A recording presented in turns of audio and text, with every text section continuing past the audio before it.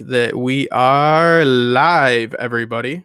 Live. Let me make sure that my audio is all set up, but thank you to everybody that is in the chat. We are having a little bit of a format change here, and if you guys could spread out that link that has just changed in the last half hour, because it's Topshelf Fandom, but remember, it's still Justin Thomas. So I went live, and Johnny was nice enough to let me know that I was on screen without knowing. So I had to change it when I was getting set up. But yeah, we're here to talk about True Detective 3, the finale tonight. Now am found, and we're going to try to crack the case. But more specifically, we're going to try to crack why these people have done what they've done, if they've done it, hypothetically. But yeah, we got a whole bunch of good people here. Well, most of them are good people. Let's start off with AU Pack Mule. AU Pack Mule, introduce yourself, and then we will go over to Axel and then Johnny Be Crazy. Let them know where they can find you. Let them know what you're all about. Let them know, what type of stuff you like, kinky-wise, and so forth. All right, I'll stop you there before you get carried away. My name is John, and I'm on the channel AU Pack Mule. I'm on Facebook, Instagram, Super Snapchat, Twitter, etc. All on AU Pack Mule. So come by and see me, say hello. Getting ready to do some epic live streams starting on March 1st. So getting ready for Game of Thrones Season 8. Pretty exciting. But tonight, we're going to be talking about True Detectives with some of my favorite people. So this is going to be fun. It's truly a pleasure to have you, as always. A.W. Axel Foley from Westworld Theorycast, Daily DVR. We have also podcast Winterfell, and it goes on and on and on. You'll get lost in it because he also did a few Lost podcasts. So, Axel, how you doing? Let everybody know where they can find you and what you're all about. Hi, my name's Axel. I'm addicted to True Detective, and I'm addicted to you, Justin. I can be found at dvrpodcast.com. I do a show called Daily DVR, Podcast Winterfell. We're covering True Detective. You can find us if you just search True Detective, because I came up with the ingenious idea that if you just name a podcast after exactly what you're covering, it gets noticed quicker. So I just called it True Detective. But I'm very excited about this finale. I'm excited to be here with these two gentlemen as well. And this has been a great season. I've loved this season. This is my favorite season of True Detective so far. And that's because there's such depth. I find emotional depth this season. The first season had a little more of that mystical flavor. This has more emotional depth and about a marriage. And I'm married too, so I like that, an examination of marriage. It's relatable. Relatable, right. My wife go. is writing about, like we talked about on the podcast, she's covering the case of us covering this case, writing a book about us podcasting. She should have done my murder case that I did. I'll tell you about it later. Well, it's a pleasure to have you. And I think we're all addicted to it. Being addicted to me is something you should get looked into. And then Johnny, Be Crazy. Let the folks know what you're all about, where they can find you, and then we will just jump into it and start kind of spitballing it. Yeah, man. First off, thank you, Justin, for having me on. And yeah, Johnny Be Crazy. You can find me at the channel of the same name. I also do the Cylon Johns. You can check that out. It's Battlestar Galactica. But I'm into all types of good television and literature. I could name them all, but just go check out my channel and see what I'm into. I am super fascinated with True Detective this year. I love it because, yes, it's about a cold case murder / kidnapping. But also, more so, it's about the people of the story and following these people's complex lives. And that's what I love about it. Yeah, it's an honor to be on this panel. Thank you so much. Yeah, no, absolutely. It's an honor to have you here. Yeah, True Detective is essentially, it takes place around the events of, obviously tragic events, but it's the story about those people that are invested in that. People that are complicit in it, people that are affected by it, how it affects them. So we have, with the nonlinear storytelling in the multiple time periods, that we have the timelines, you know, it's not your simple whodunit, like I've said before. I did a video on it. It's about the reasons why people do the things they do, the reasons we are always looking to find the monsters that we believe are responsible for all the evil in the world so we can solve it. Something that's, you know, we'll talk about here a little bit, maybe a little bit unrealistic, but it's just, you know, the way we are. The idea of otherism, racism, and the occult, and like Axel was speaking to, the mystic. We always want to assign some higher evil to it because I think it just makes sense. So it's really at this point, and that we'll start it off here, because at the end of last episode, we got Hoyt. We got the man that we thought, if Hayes could only get his hands on Hoyt, right, then it'd be donezo. Hayes, the hunter. And now Hoyt is pretty much calling Hayes out to play. And Hayes asked if he could come out a little bit later, and he said, "No, I think he can come out now. I've been pretty nice." So it's an interesting twist. I'll give my short take on it. I think that everything, obviously, past the 90 timeline has been filled with agendas by especially Hayes that are not solely for the case. He was seemingly trying to cover up something. Maybe it is just the death of Harris, which is not just something small, obviously, but he has ulterior motives at this point. We knew he got jammed up somehow. So when he walks out, and we are going to see that, obviously, this episode, because there's no other episodes, and gets into Hoyt's car, that's when his life changes. That's when he can very well become Harris, very well become in a situation just like maybe some of these people that are guilty of some of these crimes are. Like, we were talking about this on the podcast earlier this week, which I will link, me and Axel, about how it's these series of events that happen, and yes, they're not good deeds, but it's not this like grand conspiracy. And Axel, I know you can speak to that, but I think it's going to be real interesting to see what happens in that car, because it's going to give us a lot of insight into why Hayes has been doing what he's doing.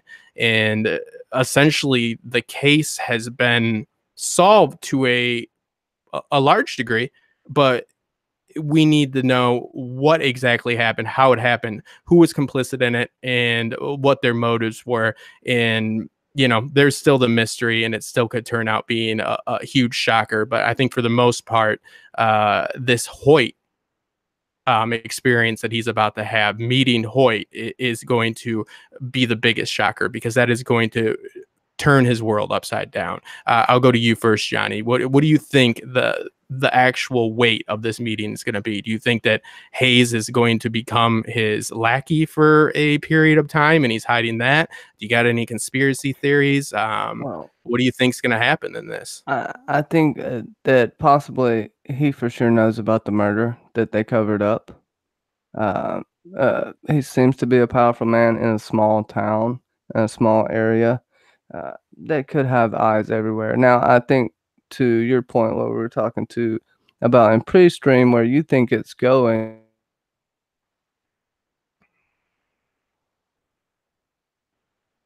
was not good. Them passing letters through the wall leads to me to think they were locked in their room a lot as well. And possibly they could have been gotten out of there and thought was a better situation for them. But then it turns out maybe this Hoyt guy has ulterior motives with his power. We get to the pink room, and there are seemingly no windows, and it almost seems like a holding cell of sorts. So if you are raising someone in a good manner, it seems like a real creepy room. So there still seems to be vibes of... I'm sorry to interrupt. I just want to... Are we all in agreement that Julie was for sure being held in that pink room? I am. I say 95% sure. Yeah, I think so.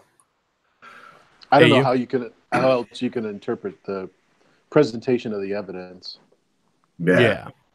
So now it's more about how she got there. Did she leave on her own accord? And, is Hoyt covering up the actions of his daughter?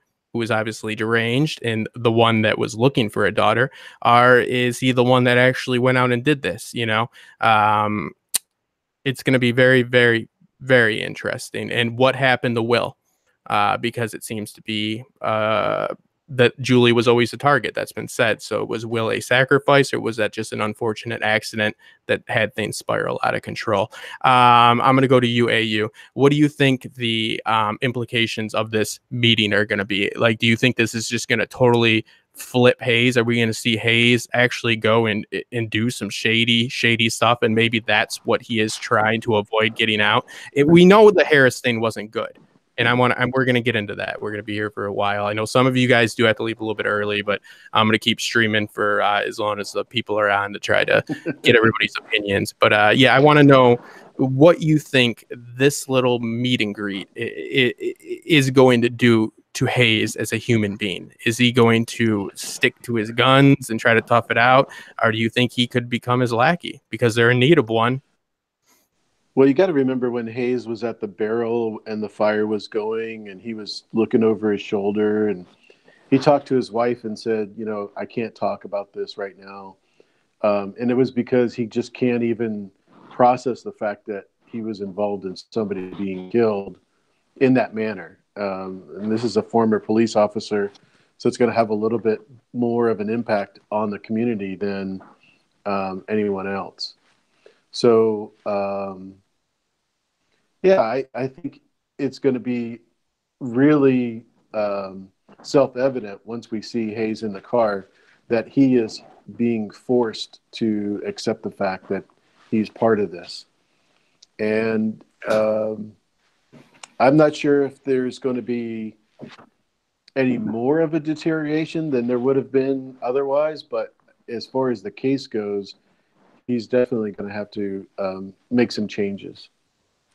Is there a chance that Hoyt, yes, it's obvious he's strong-arming him because he says, I could just go to the DA with my evidence. But what's the chances of him having, and again, we're not saying that he's going to be a good guy, but there might be some sympathetic reasoning to his actions. And Hoyt may not be, I mean, because this is the style of True Detective. We create, again, these monsters and we want to see the big bad, but it's always complicated like it is in real life, and people's, you know, desires and stuff like that lead them to do bad things. Like what happened with Harris is a great example of two men trying to find a girl, right? Trying to solve a murder case, and they end up becoming murderers. We could switch this story and just tell it from a different narrative about the two dirty cops that killed Harris, right? I mean, and then we're looking for those monsters. So is there any chance, Axel, of this meeting resulting in anything other than what I think we're all in agreement that Hayes is compromised, obviously, but is Hoyt going to be the big, I mean, it is Roker. So I'm going to go ahead and predict some racism coming from him, you know, which is on par with the themes here, but, that, you know, he was hired for a reason. He's an imposing man, and he does play those parts a lot, ignorant parts, but he's a good actor. Do you think that he might come off as, somebody that we might have a little bit of an understanding of why he's doing what he's doing, or is he going to be pure evil? No, I think we're going to have an understanding of what he's doing. And I think that we're going to obviously find out what happened to Hayes and what maybe he doesn't remember happened to him, which I think is vitally important. I mean, entering this last episode, the speculation about an unreliable narrator and what's real and what's not real has to come to a conclusion. And that's really probably what I'm most looking forward to. And I think in this meeting with Hoyt, he's going to be a fully realized character like all the characters are on this show. And I think that I go back to the scene where he drops his daughter off at college. Why was that there? That was the only scene that wasn't like 80, 90, 2015. It was an in-between scene. I think that that's going to allow us to see what long-lasting results the 90 investigation had upon Hayes's life. Because that's 25 years, man, from not, 80 to 90 is 10, 90 to 2015 is 25 years, right? Is my math correct? I think it is. Yeah, I mean, so we're dealing with like he 30 is- years roundabout all yeah, together. that's most of his life, right? So we're really missing. Can we agree most that of his she's life. dead? What's that? Can we agree that his daughter is dead? Hayes' I don't daughter? know. I think there's a good chance that she's dead. I think there's a really Because good remember chance when that he was reaction the at the brother dinner had. table? Yes. Yep. Yeah, Yeah. He kept saying, "I sure would like to see Yes. her." And That- I think his brother said that she was in Portland or something. California. and she left here So- because she wasn't happy here, and he was very frustrated with him because of it was seemingly probably a little bit because you know, as human beings, if you're dealing with somebody with dementia, you love them, but yes, you become frustrated. But that was obvious, not the first time that he had, you know, forgotten what he was, and that struck. You don't put anything in, especially, well, anything in any series should not be there for no reason, but True Detective, you know, especially every little piece of information is vital. So that stuck in his craw. That was more than just saying, "Dad, you're being annoying." He was very, very upset about that. So I'm taking AU. You're going with she could be dead. I go more on the lines of it's Hayes's doings why she doesn't want to come back there, because he goes, she wasn't happy here, and he just doesn't want to relive that. But yeah, it could go either way. I mean, I would bet that she wasn't dead, but again, that's the great part of the show is, you know, we have to look at people's desires and what they're trying to do and link that up with their actions and see why people are doing what they're doing, and meaning, are they actually involved in some shady business? That's how we get into Wes, all these conversations about, is he really the mastermind behind this? Well, know why? Because he's the guy that seems too clean, right?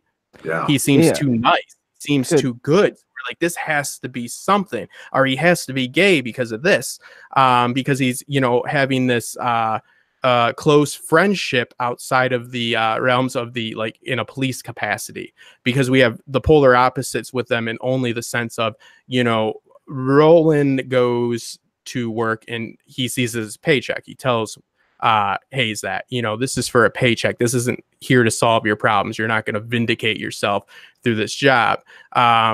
Like I was talking about this on the podcast about how Wes handed Tom his number the last time he saw him, and said, you know, this is just in case you ever need me, because I know, meaning I need me as a friend.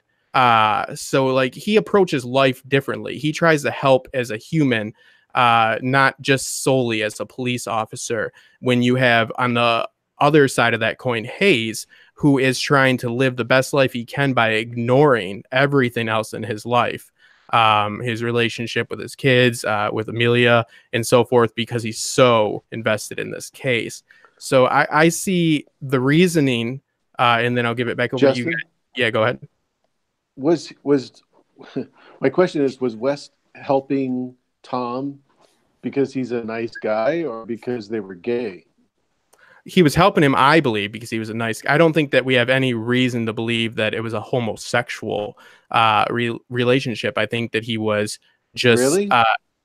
Yeah, why does it have to be? You didn't pick up on it? No, I think there's enough. I think that there's enough. I'll say this is what I'll say to that. Because this is a mystery show and a show that deals with a time period and a place, the American this time, really American anytime, where these questions of acceptance, right, and otherism, as you said, Justin, are always a question.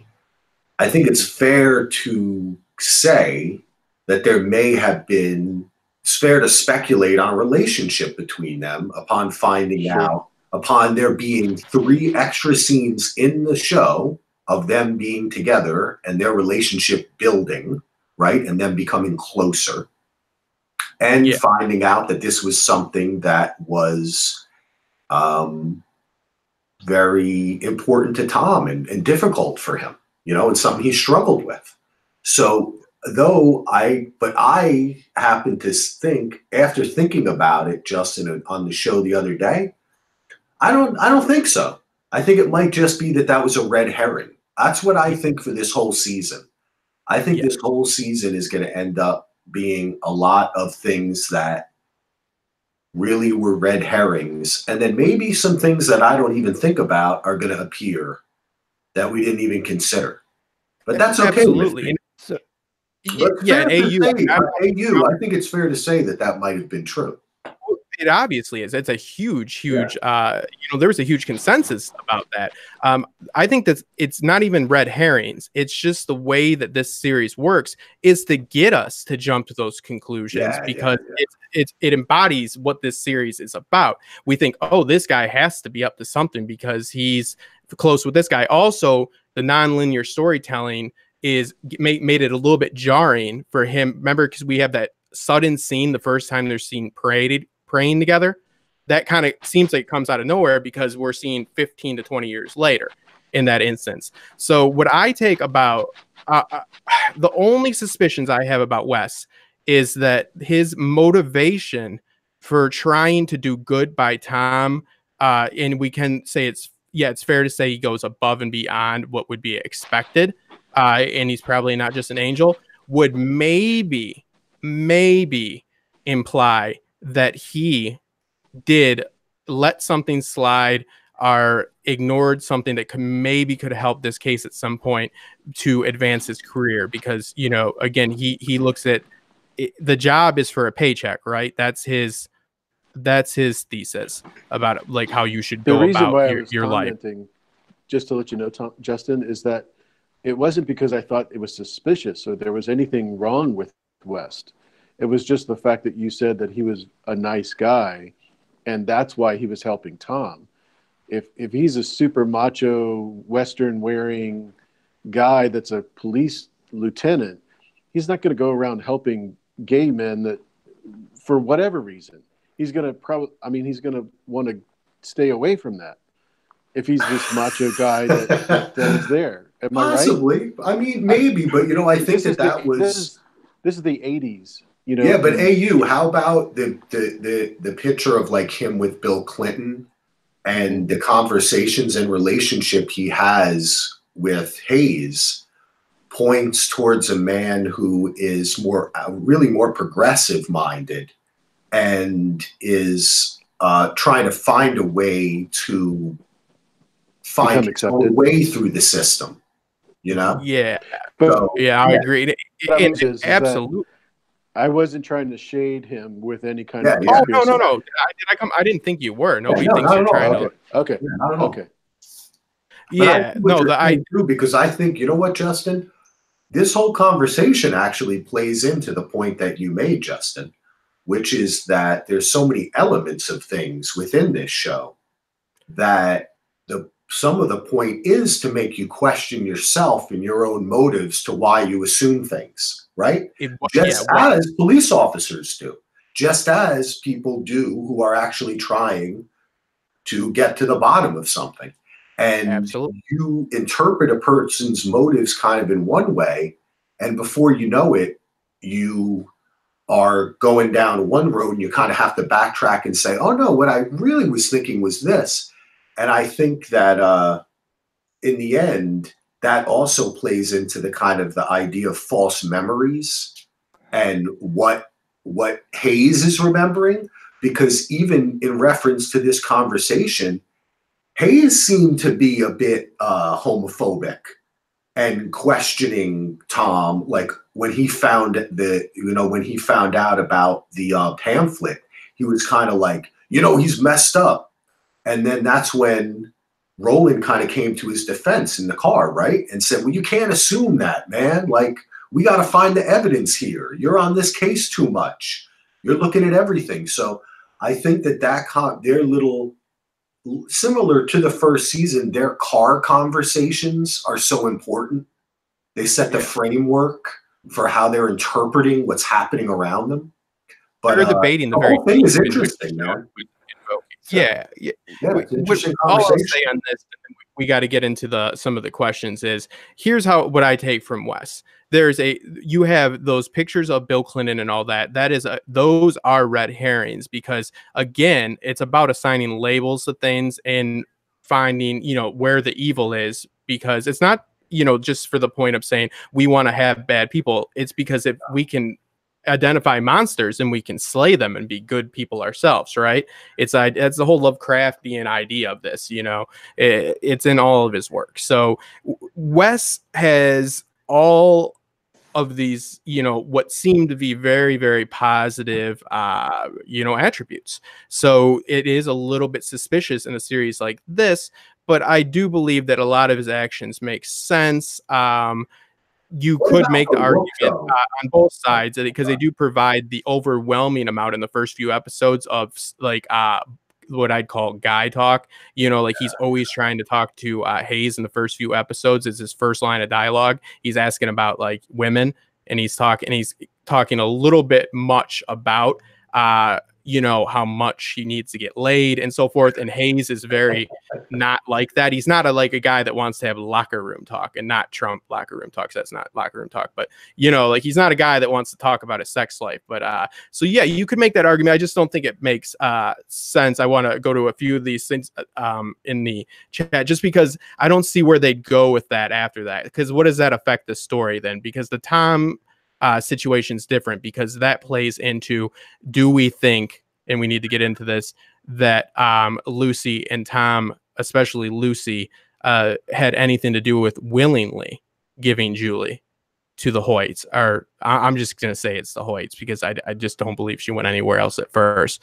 So, we have reasons that these people questioned their capability and their worthiness of raising these children. You see Lucy saying, I have the soul of a whore in one scene. In the other scene, she's saying children deserve to laugh, meaning she wants to give them a better life and all this. So she probably easily could have been convinced that she wasn't fit, and she probably convinced herself of that, and that it was probably better to give her daughter to somebody else, because it would actually be a better life, because she had such low self-esteem, mental, health issues, and drug issues, so she was not in a good place. So, you see these emotions, and you just got to think, where are these coming from? So it's like, if she's downing on herself, and then the next breath she's saying, well, the kids need to be happy, it's almost like I can see that internalizing in herself, justifying what she's done, or what she may have done. So we do have a few questions here.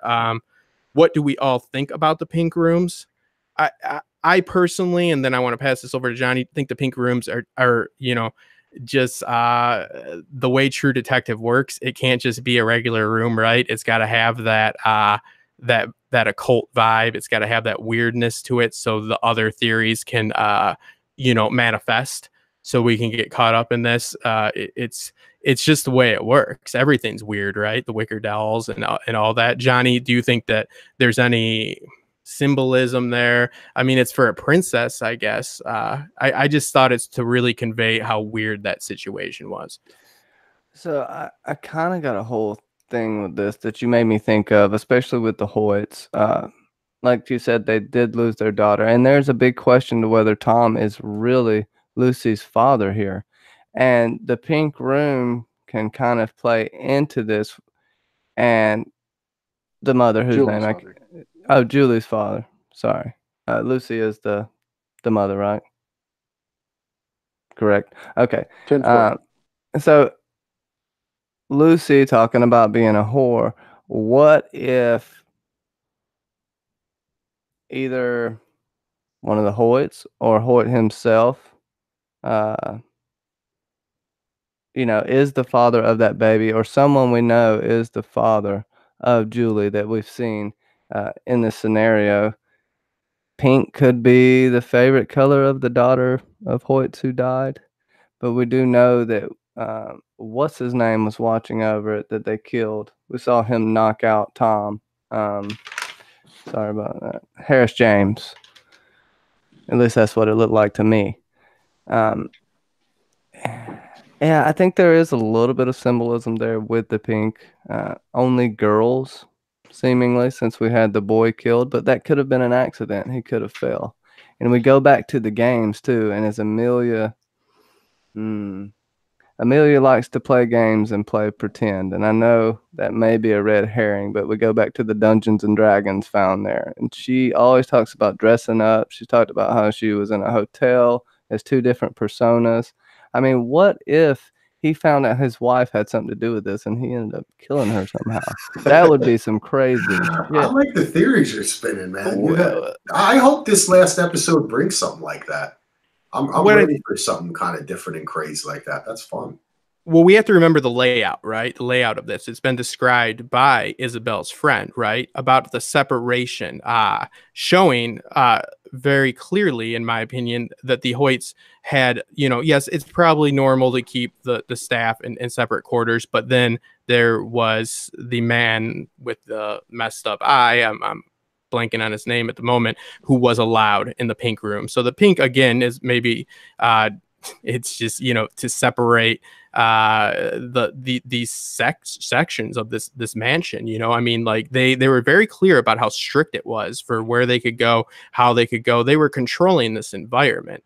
And it's always that, like, Cubono, man. It's like, who benefits? Like, who wanted a daughter? Isabel had the tragedy that would leave her in a mind state. She was obviously not in a good mind state where she would want to take care of a little girl that she thought was in need. Lucy had low self-esteem. She had a lot of unfortunate issues going on. She worked for them. So it was very possible that she could have been convinced to give over Julie. So Will, this is what we need to know this episode, amongst a lot of other things. Did Will die fighting for his sister? Was Will killed viciously and with an intent? Was it an accident? Could it just very well be, because they were separated, supposedly, that he just maybe fell? I think that the only thing that's clear about this is whoever put him in that position was aware of his communion photo. Obviously, I don't think it's the priest. I think that's Julie being there, and the people that are taking Julie trying to console her. They're saying, look, he's at peace. He's happy. You know what I mean? Like he's resting. He's not in pain anymore. I don't think it's a ritual thing. I think it was, well, I guess that's but a dark and occult thing. It was like that's what she would associate, right? AU, would you say that communion picture would be indicative of what Julie at that part in her life would probably consider to be proper for this very, very tragic event? I mean, so it seems that people were there to try to make Julie feel comfortable. So it's like, how content was Julie going along with this, if at all? Well, the part that is kind of disturbing with that is that Hayes would have found some sort of struggle if it was what you're saying, where he was killed and then dragged there or brought there. I think that Hayes would have found other footprints or some other evidence besides the dolls. So you don't think that? So what are you saying? Who do you think was there with Will? Well, I don't think Julie was there. If that's the question you're asking. So who would have known to put him in that position, other than, I guess, a lot of the time implementing the church? Yeah, I don't think there was any doubt as far as anybody that had seen the pictures at the church of the like the priest. That priest, any Catholic priest gives me the heebie-jeebies anyway. So, and we won't go into that, I promise. No, we won't, because I used to be Catholic. Altar boy too, and that's not even a joke. But that makes sense, though, right? Makes sense, though. Everything that the priest had said was creepy. So it's very possible that he was involved. Yeah, it was creepy, but he was also very forthcoming, right? He was ready to help with everything. He had his little snake oil. Mm-hmm. Yeah, and he had his little snake oil show. I mean, he was trying to convert him on the spot too. I was like, damn, This guy's multitasking. Yeah, I didn't like him at all, but I just think that, a lot of those guys are unlikable. I gotta take off, guys. Thanks for having me. Sorry I couldn't stay longer today. Good to see Make you. sure to listen to all of the Axel Thank you, Justin. cast. You should just do the Axel Network, and I will make sure to get all your links and information below. And I'll talk to you soon, buddy. We'll do it again soon. Later, boys. Check out his top 50 at least. Okay, so let's jump into this really quick, and then I got a few things for you, Johnny. We talked briefly, AU, about the title, and that is Now Am Found. So that is obviously a lyric, at least in my opinion, unless somebody's got other theories on this, but I think it's pretty clear. It's Amazing Grace. Amazing Grace, obviously the embodiment of salvation and somebody changing their ways. But there's a lot of different interpretations of that, meaning there is salvation, but then there's self-salvation, and then there's societal salvation. And the whole commentary on society in which True Detective provides, it's very clear. It's about people drawing lines, it's about people talking about the other side of the tracks. It's about people wanting it to be, from the other side of town, not their side. It's again about labeling things. And it's also about people that are so caught up in what they feel is the most vital thing in their life, to live a fulfilled and happy life and do right by their family, as we see with Hayes. But at the same time, I think it's pretty clear he's ignored his family, ironically, by doing this and so forth. Do you think that there's much to take from this title? In when they say they are found and people refer to grace, I usually take that as peace or happiness or success. What is your interpretation of that? Because it is actually pretty controversial.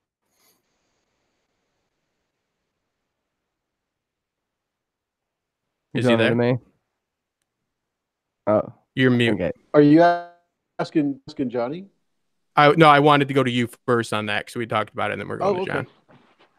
Well, grace is a super interesting term, because it's a gift of something that's not deserved. So in this particular case, I am found, I think it has more to do with Julie than the grace of the Amazing Grace song. But to answer your question, social grace can be something as simple as, the judge giving you no sentence or a suspended sentence versus putting you in jail.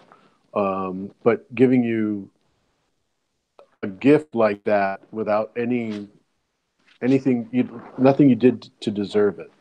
For example, a lot of people think about white privilege and how we are able to do things as a white person, especially a male, versus someone that is any other race. And so we could go into 100 different things, but in this particular case, I really think it has to do with Julie.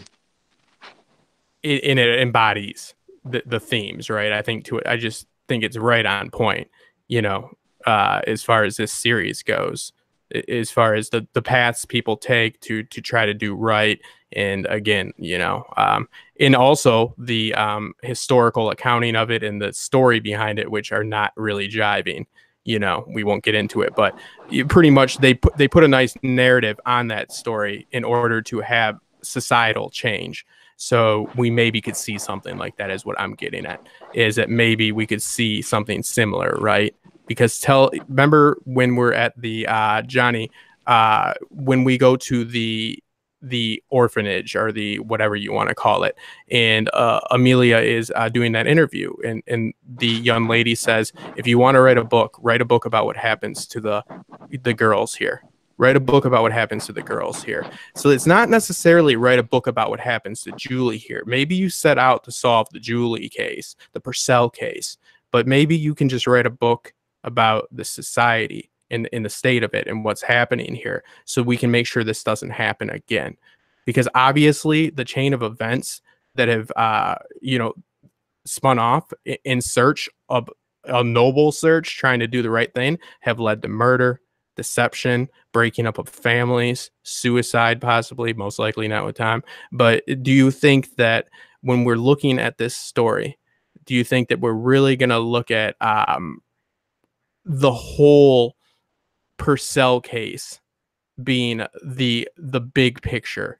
Is what I'm trying to get at. Is solving the Purcell case going to embody that change that this community needs? Can they get this greater good out of this? Are they going to learn the lessons? Because really we need that in this episode, right? Like in season 1, we have a nice little end cap. Do you think that what lessons does Hayes need to learn? What does he need to do to redeem himself? Like what are you thinking is going to be even possible for us to get an end cap on this story that says, oh, Hayes, he turned it all around? Because it's a little bit tough this time, right? Because it's like, what did he turn around exactly? Yeah. What, like, you know what I mean? Well, like, what did he turn around? I guess it's going to be most likely what happens in this meeting, but what's your take on that? So I mean, we need that resolution. I feel like we're gonna come to this point where they're gonna have to make a decision, and of course his memory is gonna come into play, but it may be about stopping this cycle of violence, also about Wayne and Roland, and kind of their journey to find themselves and accept themselves for who they are. Back to your point about the name of this episode, with Wayne's family, he's not able to live with them. He's not able to be with them. He's there, but he's gone. He did some hardcore shit in Vietnam, and he has some pretty serious PTS, and seemingly already having memory problems when he's young, even kind of talking about it, but it seems to all come back at once. And then you have Roland, back to him possibly being a homosexual. It makes sense, especially where he ends up now with just a bunch of dogs and by himself, never marrying, never doing anything. And I think they may have had a falling out over that he's not talking about now. And they're going to have to accept what they've done. Maybe even in the end turn themselves in for the murder of the creepo, but they still had murder. There has to be some kind of resolution for them, but I believe it's going to be bittersweet when it comes to the Purcell case. Yeah, it's interesting you said that because it could be very well a case, right? That if they're willing to bite the bullet and admit to the crime they did, then Hoyt has nothing over their heads.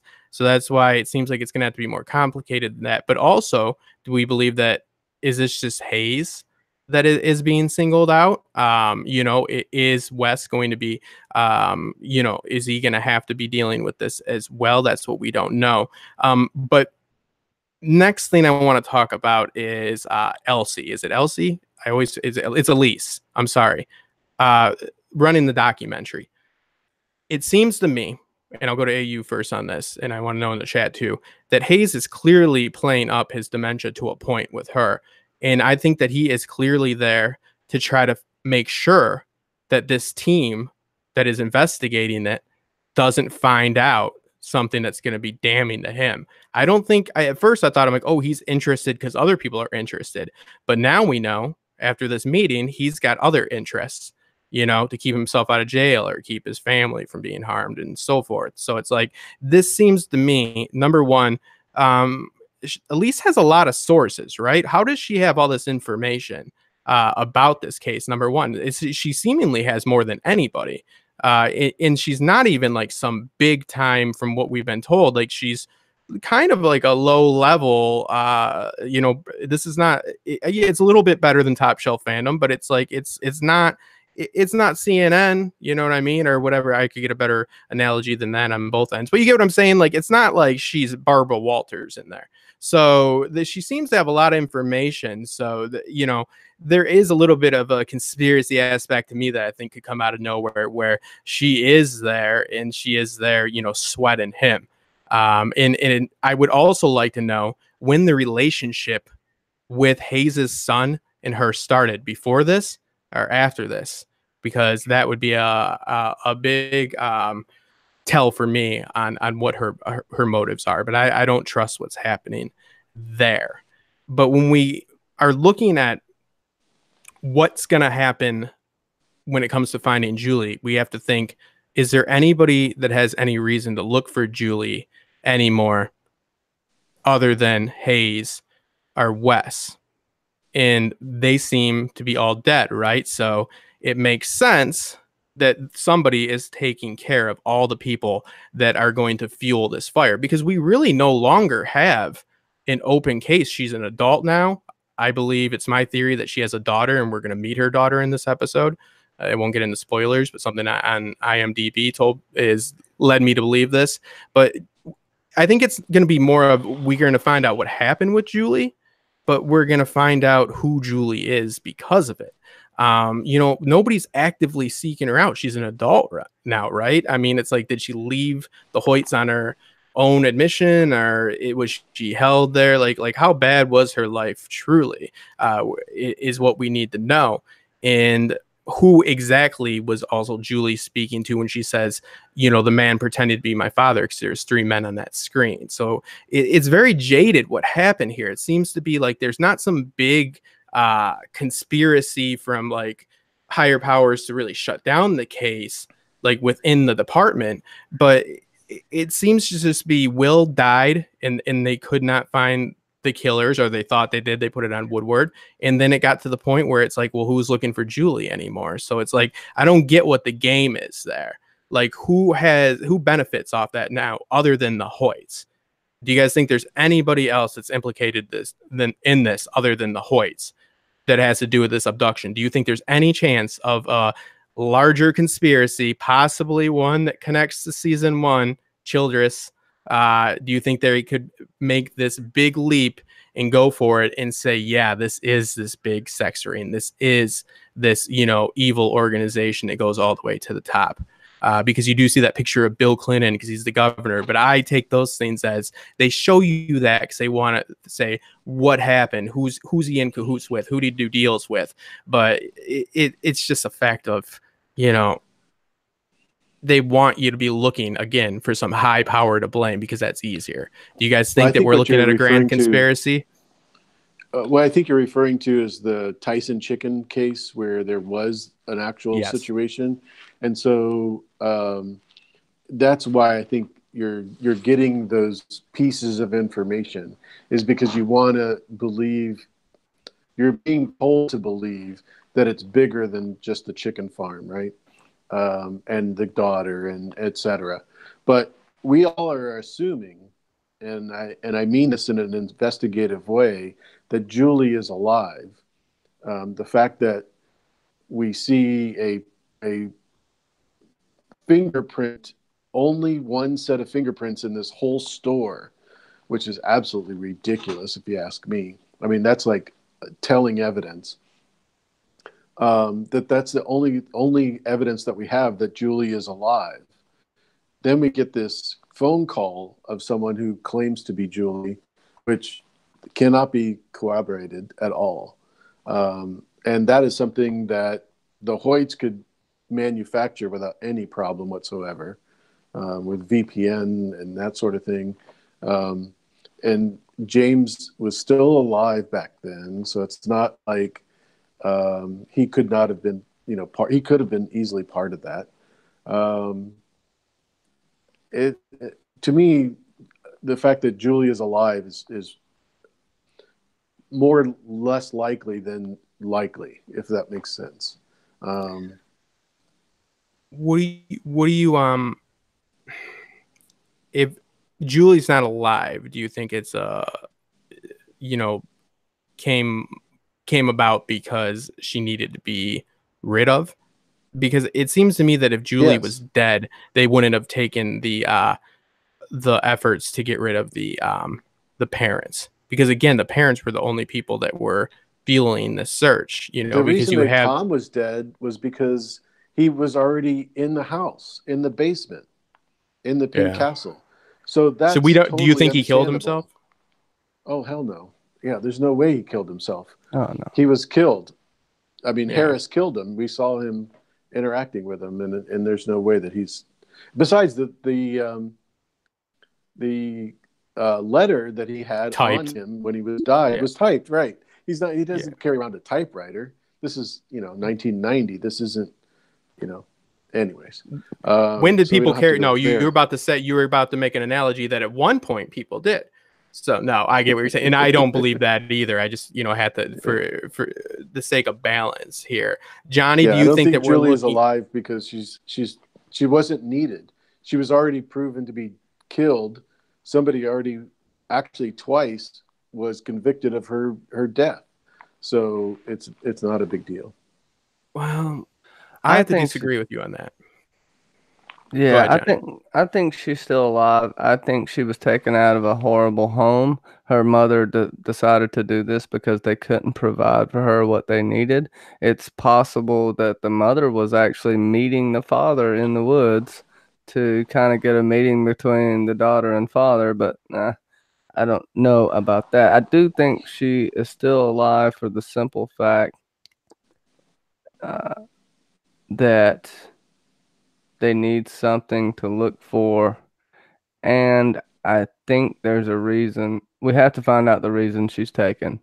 We need to find out her story, at least. Even if it isn't a resolution we like, we need to find out her story. I don't think we can go this whole season looking for her and not at least have some sort of resolution in the finale.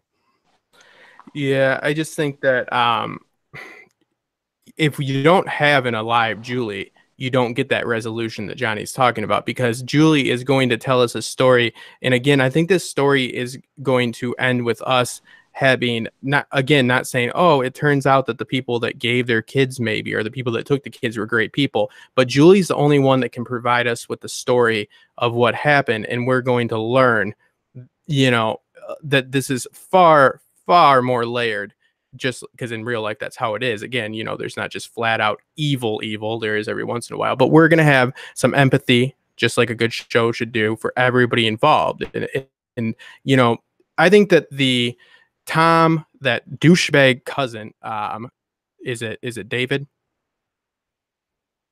the uncle? Dan. I'm sorry, Dan. Yeah, Lucy and Dan are prime examples of people that got a decent sum of money that had drug issues, because they did exactly what people in that situation that might have addiction problems would do if you gave them, like, 50 grand or something. They went and lived the lifestyle. Unfortunately, I'm not talking crap, but I'm just saying that what they did, they went to Vegas.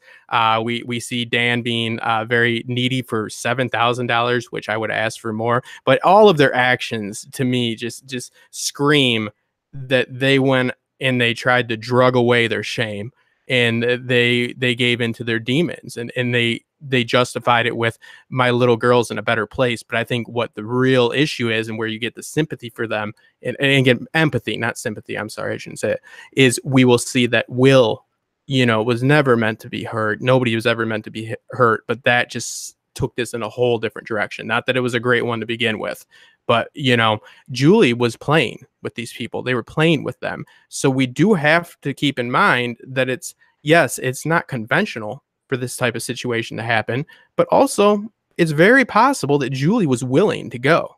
It was a repetitious thing too. The man that lived on the property saw them more than once. It was a few times. Now the car, I think, was only saw the one time, if I'm not mistaken. But I think the kids played out there often.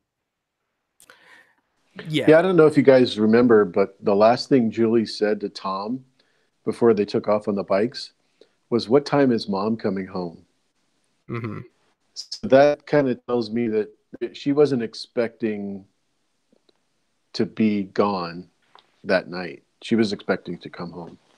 Yeah, that's and their behavior too was not the behavior of like they're very well behaved. We only saw it for a moment, but it was, yes, sir. They seemed fairly happy. Yeah, they didn't have the lifestyle of the Hoyts, but it wasn't perfect there. But there's people that have it a lot harder. They were not from what we know, a house of abuse. But I think that when we look at people's motivations for doing what they do, like there's only like so many ways we can go. Like Amelia, I was so sold at the beginning of this that she was involved, right? Because she was being characterized as this ambitious, woman that would do anything.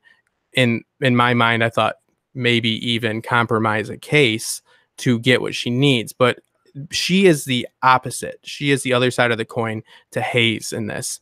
She is, just like in the first season with Harrelson and McConaughey, you have your polar opposites there. That's your polar opposites are within the actual marriage here. So we see this, Amelia never gets support for her book, right? From Hayes until Hayes in the last episode says, yeah, go ahead and proceed with whatever was happening with that second book. But I see a lot of people talking about that scenario like, oh, he's actually like embracing her work and supporting her. No, he's not. And I'm not saying he's bad. I'm just saying this is his approach. He only cares about this case. It's because he's not getting anywhere at that case. And he says somebody has to do it. So it's just like a last ditch resort. It's like, go and do it. So it's like this situation where you have Amelia, who again was characterized to be pretty, lacking morals at the very best, at the very least. But she actually asks him, and after she comes in, and I think this is important, and tells him about the gentleman with the eye immediately. So she's not holding back information. And then she, says, is this going to get you in trouble at your job? I don't want to hurt your career, because she knows that means so much to him. And, it's just like, it's the idea of he's trying to save the world by cracking this case, and he's missing the world when he's doing it. And he finds himself a murderer, within it.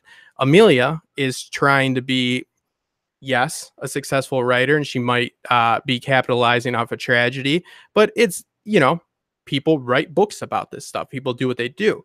But she also shows that she is interested in Hayes because of this case. Johnny, would you say that they would be in a relationship in the first place if this marriage would have ever happened, if this actual incident, this tragedy wouldn't have happened? They were bound together by this case, and they were torn apart by the case. This is what drew her to him to begin with. Maybe I feel like, yeah, she loved him, but I kind of can see where he's coming from, because she's not writing just about the case. She's writing about her personal life in this too. She's writing about everything that happens in home, the inside, the mind of the detective. So if you can imagine someone writing everything about your life, even stuff you don't want people to know, it's got to be an uncomfortable situation. I'm not saying he's in the right there. They both have their flaws. That's the main point of this show to me, is people's flaws and what they do to rectify themselves. And it's a great title for this finale, and setting up very well for the series. So yeah, I think she definitely I don't know, like you said, she takes advantage of it, but anyone in that profession is she capable, Johnny, right here, right now? Is she capable of doing something to further her career that would jeopardize the safety of these children or suppress information that was vital? I would say she is capable only of maybe facilitating in the beginning, thinking that it was the right thing to do, or at some point. But no, I don't think she's withholding, to your point, what she said about the one-eyed man. I do got something to point out here. We have Mr. June, and that guy's name is Watts. Now, Mr. June's described as having his left eye being the one that's gone, and Watts, his right eye, is gone. I think that's something we need to take into account too. Well, that's a good catch. I didn't realize that. Could be witness error, but I think that may be something there, because we're assuming that he's the one, but he's just glaringly obvious from the beginning. I think he's looking for her and concerned, because he was pretty much implicated kind of from in the beginning, and I'm sure people you get the side eye just from being a suspect. Yeah. In cases like this. So, well, the part of the neighborhood in which the woman that makes the dolls, speaks to, there's the have and the have nots, the other side of the track. It's the otherism. They want to blame it on that. It's not that it's not that they just want it to be somebody that's different from, they don't want it to even be somebody that's from their community. So it's like this blame game. But what's interesting is you do see him go and question Amelia, and he's the one the one that we think is implicated in this and was complicit in this, but he says you're making money off a tragedy. So what does that say about somebody that most likely was a part of this? It's like, wow, the nerve on you, hypocrite. But that also has to make us question that, because that is not the behavior of somebody that would have been doing this. AU, do you think that this Mr. June would be saying something like that if there wasn't another side of this story? Well, I thought it was interesting that his name was Mr. June, and in July, the previous interview, we had Mary July. I thought that was pretty cool, which makes a lot of sense. If she thought that he was a good person, she would want to emulate that or use that in her name. But the part that is frustrating for me is why he got so angry at Amelia, because he would have not even been there if he didn't care, about the kids or about anything. That showed a lot of interest for doing the right thing, for him to show up at the book signing and that sort of thing. And that's what's so interesting about the different timelines and that's why, and I love Westworld, but I have an issue with deception for deception's sake. I don't believe anything we've seen that hasn't been vocalized from Hayes has been false. And I also think it's good that we have these timelines, because this still doesn't rule him out. That could very well be the action of somebody, and again, doesn't make him a saint, that feels bad about what he's done. And that is why he's there. You know what I mean? Like he has realized, just like Amazing Grace. You're talking about for Watts? Yeah. That's the same thing, the argument for a lot of these characters. If you do have to, because there is a chance, there has to be a little something to Wes, right? I mean, a little something. So, the reason for his yearning to help Tom above and beyond. Go ahead. It just hit me. Look, they were playing in the woods with the guy who was playing with them. They were friends. The boy accidentally fell and he died. The girl ran away afraid, and another person picked her up later. That's a possibility that could happen. No one would believe him if it was an accident, right?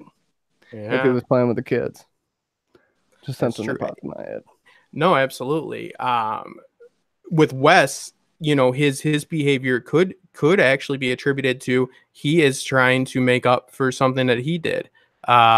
His advancement is what it is, but we can't rule out, because everybody's like, well, how come Hayes is not, sitting behind a desk like a big shot? Why is he being punished? We talked about that from the beginning, where he's black, in Arkansas. Yeah, but I hate to say it, but that's very, very, very true. Absolutely. You live in the South now, but you were in Detroit. You probably didn't see it as much. Oh, there was no racism in Detroit. But you know what I'm saying? It's like it's super obvious to me that's why he. Interesting thing to look at here, though. Ali,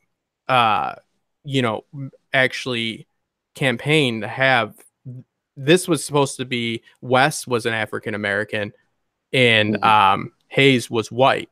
So they flipped it, because that's the reason Ali did the role. He really wanted them to flip it. And I think that's what, so I agree with what you're saying, and that does make sense. And there's discrimination and stuff like that. And there still is, unfortunately. But I really think that, just like we have to look at people's actions and say, ooh, why are they doing this? It's like, well, there's a good chance of the reason that just Wes did well and Hayes didn't is because Hayes made some mistakes. He's clearly capable of it. He was very skilled tracker and all that, but look at how he is so emotionally invested in this work, because he hinges his happiness off of it. It's careerism, you know what I mean? And it's this whole idea of what makes a life worth living, and what is your purpose. He's trying to find his purpose, and he's losing himself. And I think it's a little bit ironic that they both have almost lost their kids and freaked out about it, but especially for Amelia, because she's going out at the moment to go and try to find out information at that bar, right? She brings the kids and she rushes out because she thinks that she might have lost them. And it's a little bit of irony risk. right there. But it's like, I think it embodies what's happening here, because number one, they're showing the especially in the 80s and early 90s, you know, we've come a long way from there as far as Amber Alerts go and stuff like that, but they did not have these systems in place. Unfortunately, you still usually don't find these people. It's sad, but my point is they're trying to showcase, like, you know, how much of a real threat that was and how it's affecting the community, because that's something that that True Detective kind of does. It's a commentary on society. But it's interesting because Amelia is out there trying to save kids, right? But just like Hayes going out there and trying to save families is disregarding her family. They're losing their families by trying to save family and all that. I don't want to sound like I'm trying to wax poetic there, but I think that's, you know, the point of it. It's like they go out there with these intentions and they're pure, but just they end up in these circumstances where you're now meeting Hoyt and most likely gonna have to be a lackey or something. So it's like, just as easily as Hoyt and Wes have now been compromised and murdered somebody, you know, the people that took the child, the people that held the child could have been in a, you know, these things just snowball and snowball. It's never as clear cut. I think it's interesting, Johnny, that you think it's possible that there was actually another party involved in abducting them other than the Hoyt. So are you saying another party was involved and then the Hoyts ended up getting Julie at some point? It's possible. If the Hoyts were somehow involved in, let's say, a child trafficking ring, and they were buying a child, people will go out and look for opportunities. They don't really plan. They'll wait for an opportunity to present themselves, right? So if this accident happens, she sees her little brother, basically, a little kid's going to run off scared after something like that for the most part.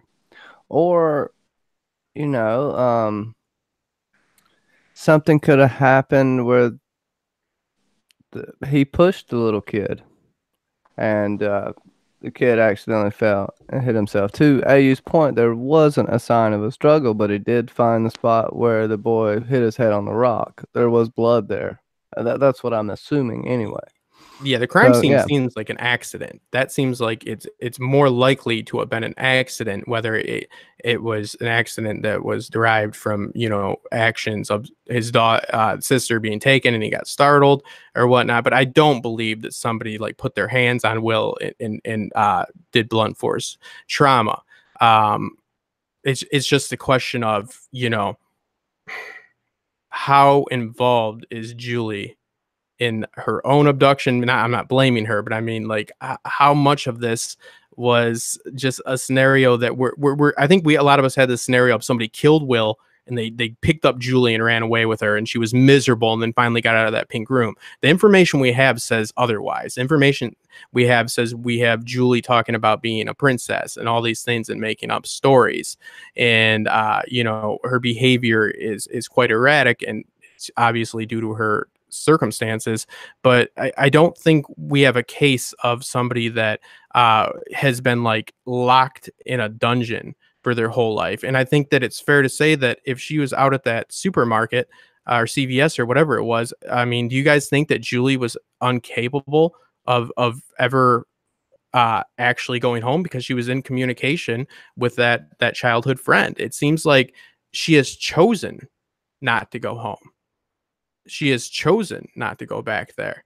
Maybe it's because her parents did sell her. Maybe it's because she is locked away somewhere. Maybe it's because she's dead. But I really don't think so. I think that Julie's situation was not good, people. I'm not saying it's good, but it was not her trapped in a dungeon.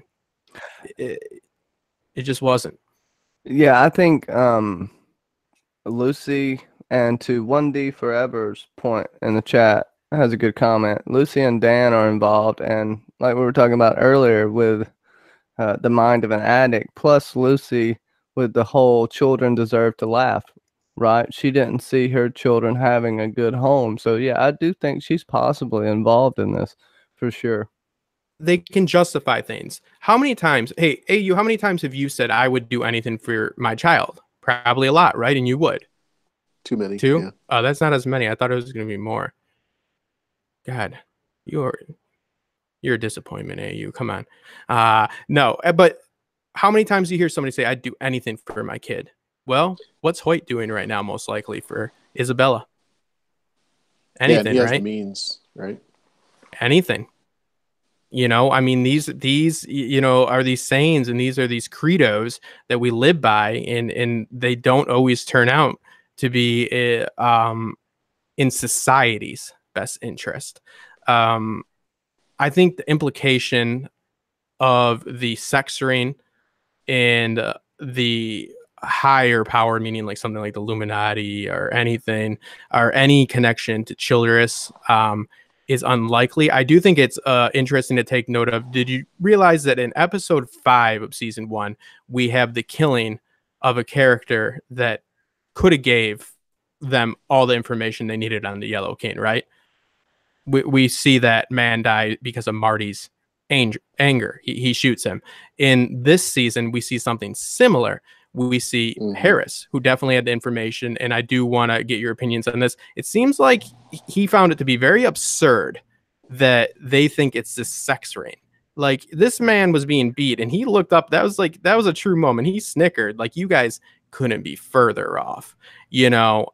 So I think there are some people that say, oh, they're just stalling for time, and they are doing this and that, and they could give us these answers, but they're just, playing around with us. But it's like these killings of people that do have all the information to solve the case about 3 episodes early, I actually will justify, because it's within the characters. It's how they actually truly act. And again, this is a story about 2 men, 2 families, and then the other cast, but people going through this tragedy, trying to solve it in different ways. We don't have 3 detectives this season like season 2 officially, but we have 3 people that are acting as detectives with Amelia. So you see how people handle this tragedy. So it's like, I just don't think that the whodunit is going to be much more than the Hoyts. I just think it's going to be about how it went down and how that affected Julie. I am a strong believer that we are going to see that Tom and Lucy, if they were alive, would be a grandparent today, and she will return. But we touched on quickly or briefly earlier. We talked about I was going to say, I was just going to say I had this theory that the person interviewing Wayne is possibly Julie's daughter. But that's just like a tinfoil theory. I think she'd be too old. That Elise is too old. Yeah, possibly. But what I think is most likely the case here is that we have a situation where what were we? I lost my track. Oh, the daughter. I'm so sorry. The daughter. Hayes at college, right? Why did they show that? Why did we get a 4th timeline? Most likely anywhere from 99 to 2003 would make sense. That's about when they would be 18. Hayes looked to be about 7 to 10 years older. Why did we get that scene?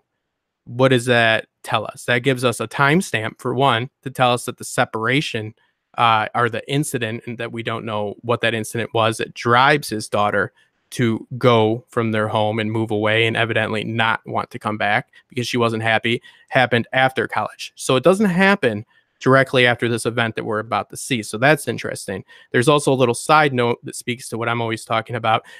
When Hayes says that he doesn't want to have her go, she says, oh, once you're lifting something heavy, you'll be happy.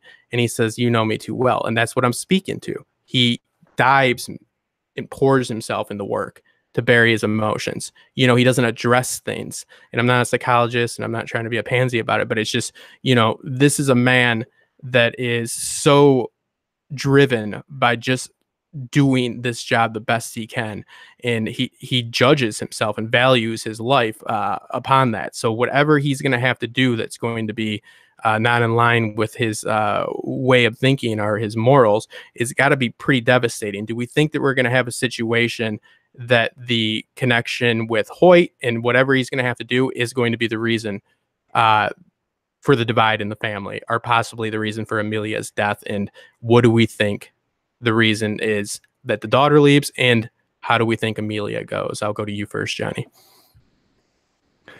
Well, I think the daughter left because she found out what her father did, possibly in killing a man. I think he eventually is going to confide in his wife later. And I don't think she wrote it in the book, but she may have had a weak moment, possibly on her deathbed. We don't know how she died yet. But we could have this scenario where she got a little too close in her investigation and was killed, like a lot of these people who have gotten too close have been killed. And she blames her father for this.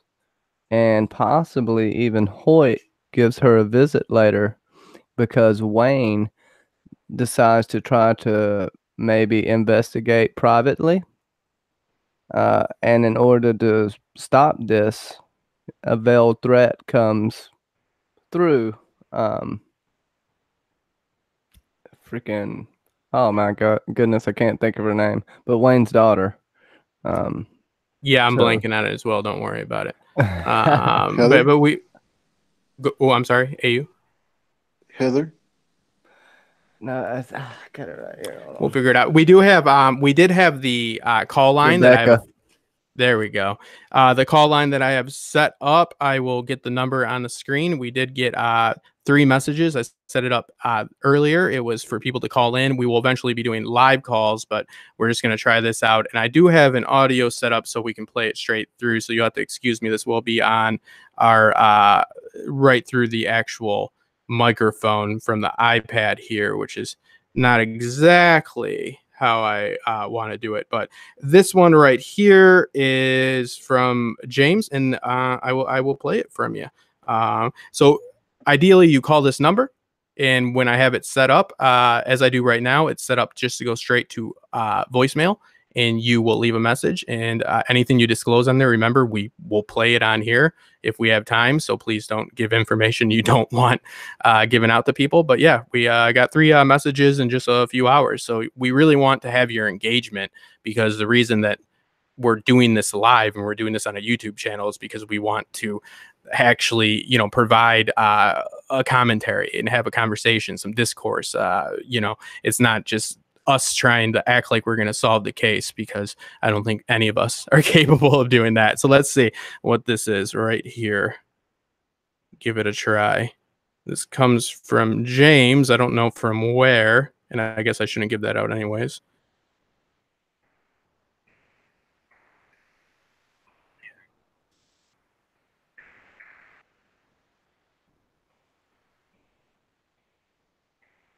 Oop, 1 minute. See, there's already the problem. I'm on my Zoom. All right, what he's saying right here is essentially, because I'll get you guys primed, but I can get it back up in 1 second. I'm hearing that they want... Okay, here we go.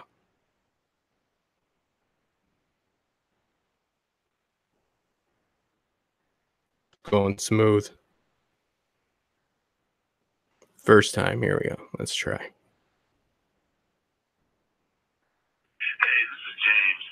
Wanted to say that I'm loving the new season, but if there was one negative aspect to it that you guys would like to discuss, what would that be? Thank you. Bye. Thank you, James.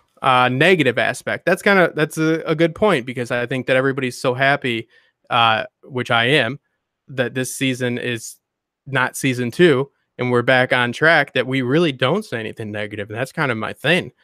We haven't been crapping on the show at all. My God, thank you, James. I think you noticed. You must be a subscriber. I guess my problem would be a little bit of a overkill when it comes to Hayes being showcased as a less than ideal spouse. The arguments within from episode 4 to 6 between them, I got it. but it just made me like just start to feel just like down. I'm like, oh my God, especially at that dinner scene. I just felt like it was and it's not terrible, it's just a little heavy-handed to hammer home the point that things weren't good, if that makes any sense. And the only other thing I'd say is there's been 2 times where there was dialogue that I felt was supposed to embody the race issue that was clearly written by Pizziato, and it was kind of really awkward. The last episode, it was when after they kill Harris, his big threat is he's going to threaten to say the N-word, but he just wants them to know he's thinking it. Now, yeah, trust me, I get it, like you don't go around throwing racial slurs out there, but like it just seemed like a little childish on my part. And I think that there could have been a better way to like convey that Wes is no longer feeling any type of like, duty to go good by Hayes, meaning that now they've been led down a bad trail by Hayes, and now he doesn't respect him, so he is going to think of a racial slur. I think that just could have been better. And when you have Tom in the car with Hayes and he drops the N-bomb and he's like begging him not to tell him, that seemed weird to me, like, again, guys, racism isn't good, but it just seemed like odd behavior. It just seemed like there's, some more realistic ways to show just clearly how racist it was there. And we have Roker coming in this episode. So, I think that's a character that definitely has done that in the past. So, I don't know. It just felt thinking that they should have exploited it a little bit more. Well, it's not exploiting, but it just didn't feel it. Okay. It's not dialogue that I believe people would, that's not words people say to me. You know what I mean? Like, well, if they're in a car really alone, he's drunk and he's like, don't tell him I said that. It just was weird, like they were trying to convey that he got in a place of anger and let some, a little bit of that racism that resides in him, unfortunately, out. And he does care about Hayes and respects him and knows he's trying to do good. So he doesn't want him to know. But it just seemed, you know what I mean? Like, it was weird. It went on for too long. And I'm just trying to make James happy here. He wants I watched that scene and I felt cringy. I was like, that's not dialogue, that makes sense to me. It lost its impact too, right? It made it lose its impact. It was childlike. And that's what I'm saying. I don't think that Wes in that situation after they killed Harris either would have conveyed that he has now lost his respect for Hayes by saying that he's thinking of the N-word. I just want you to know I'm thinking of it. That's like literally what a 6-year-old would say. I just thought it was weird. But I mean, again, like I wasn't like, I'm not watching this anymore. It's just those are the 2 nitpicks I had. Because I remember that dinner scene. I did stop watching for a minute. And I picked it up later on that night because it's like, oh, I'm starting to like feel like depressed because this is so, he's such just gloomy guy that is just, sitting there just being as awful as he can be at that dinner. And I get they're having issues with, you've established it. Now you're making me feel like I'm sitting like at a family table and people are fighting, and I just want to get out of there. We're talking about Hayes with Amelia. Yeah, their issues, I thought, just it was slightly overkill as far as Hayes's disregard for her. When he was acting like the curmudgeon that he was at dinner. I felt it was a little drawn out because it got to that point where I was no longer enjoying the show, because you're supposed to be presenting, yes, the issues, but you're supposed to be presenting, it's a television show that they want people to watch. I'm not supposed to literally feel like I'm sitting at my parents' dinner table, and maybe this says something about me, and watching them. You know what I mean? I can agree with that. Sure. And it's not terrible. It was just, it was probably like, hey, they're like, we gotta, we need to inject this in, and they just maybe kept too many of those scenes in. And just slightly too many. But may I say I agree with Rex Youngblood that Amelia in general is a little too much. She's very that cliched author. It's a little over the top sometimes. That's one thing I would say would be my maybe my little gripe with it. But I mean, honestly, the show's so solid. AU, what are your concerns, if any at all? I think the 3 timelines was a little bit too much for most of us, especially when you're trying to grasp the mental issues that Hayes is having, and that's primarily my only criticism, and that's not, that's like a 10% issue, because there's so much going on in 8 episodes, or the last 7 episodes so far, that it's harder to really appreciate the work that's been going on, and where the failures have occurred. Yeah, that would be my only criticism, is that 3 is maybe too many. Well, it's 4 now, and I'm not against saying that there might be a 5th. Because current timeline is not our current. We could see 2018 or 19. My view on it is, and I put out that dramatic theory, story theory. The way that works is you need to. It seems like it's kind of a mess, right? Like, because they're like going all over the place. It seems like there's a more straightforward way to solve this, but I really don't. I see where you're coming from, but in this instance, I don't agree, because it's not a story about solving this case. It's a story about the people that are solving this case. Absolutely. So you get the accurate, but I get what you're saying. Trust me. You're probably very surprised, because you know how I am about, Westworld, which I love, but having the deception and all that. But in this type of story, especially, not only just dealing with like the dramatic way of structure, but true crime. You have to you have to go and investigate and exhaust all resources. So it's like, it's not always going to be straight to the point, because obviously they don't always solve it, and you need to go around and talk to all these different obscure people, and some of them have nothing to do with it, but what they're doing there is they're plugging us into that society, right?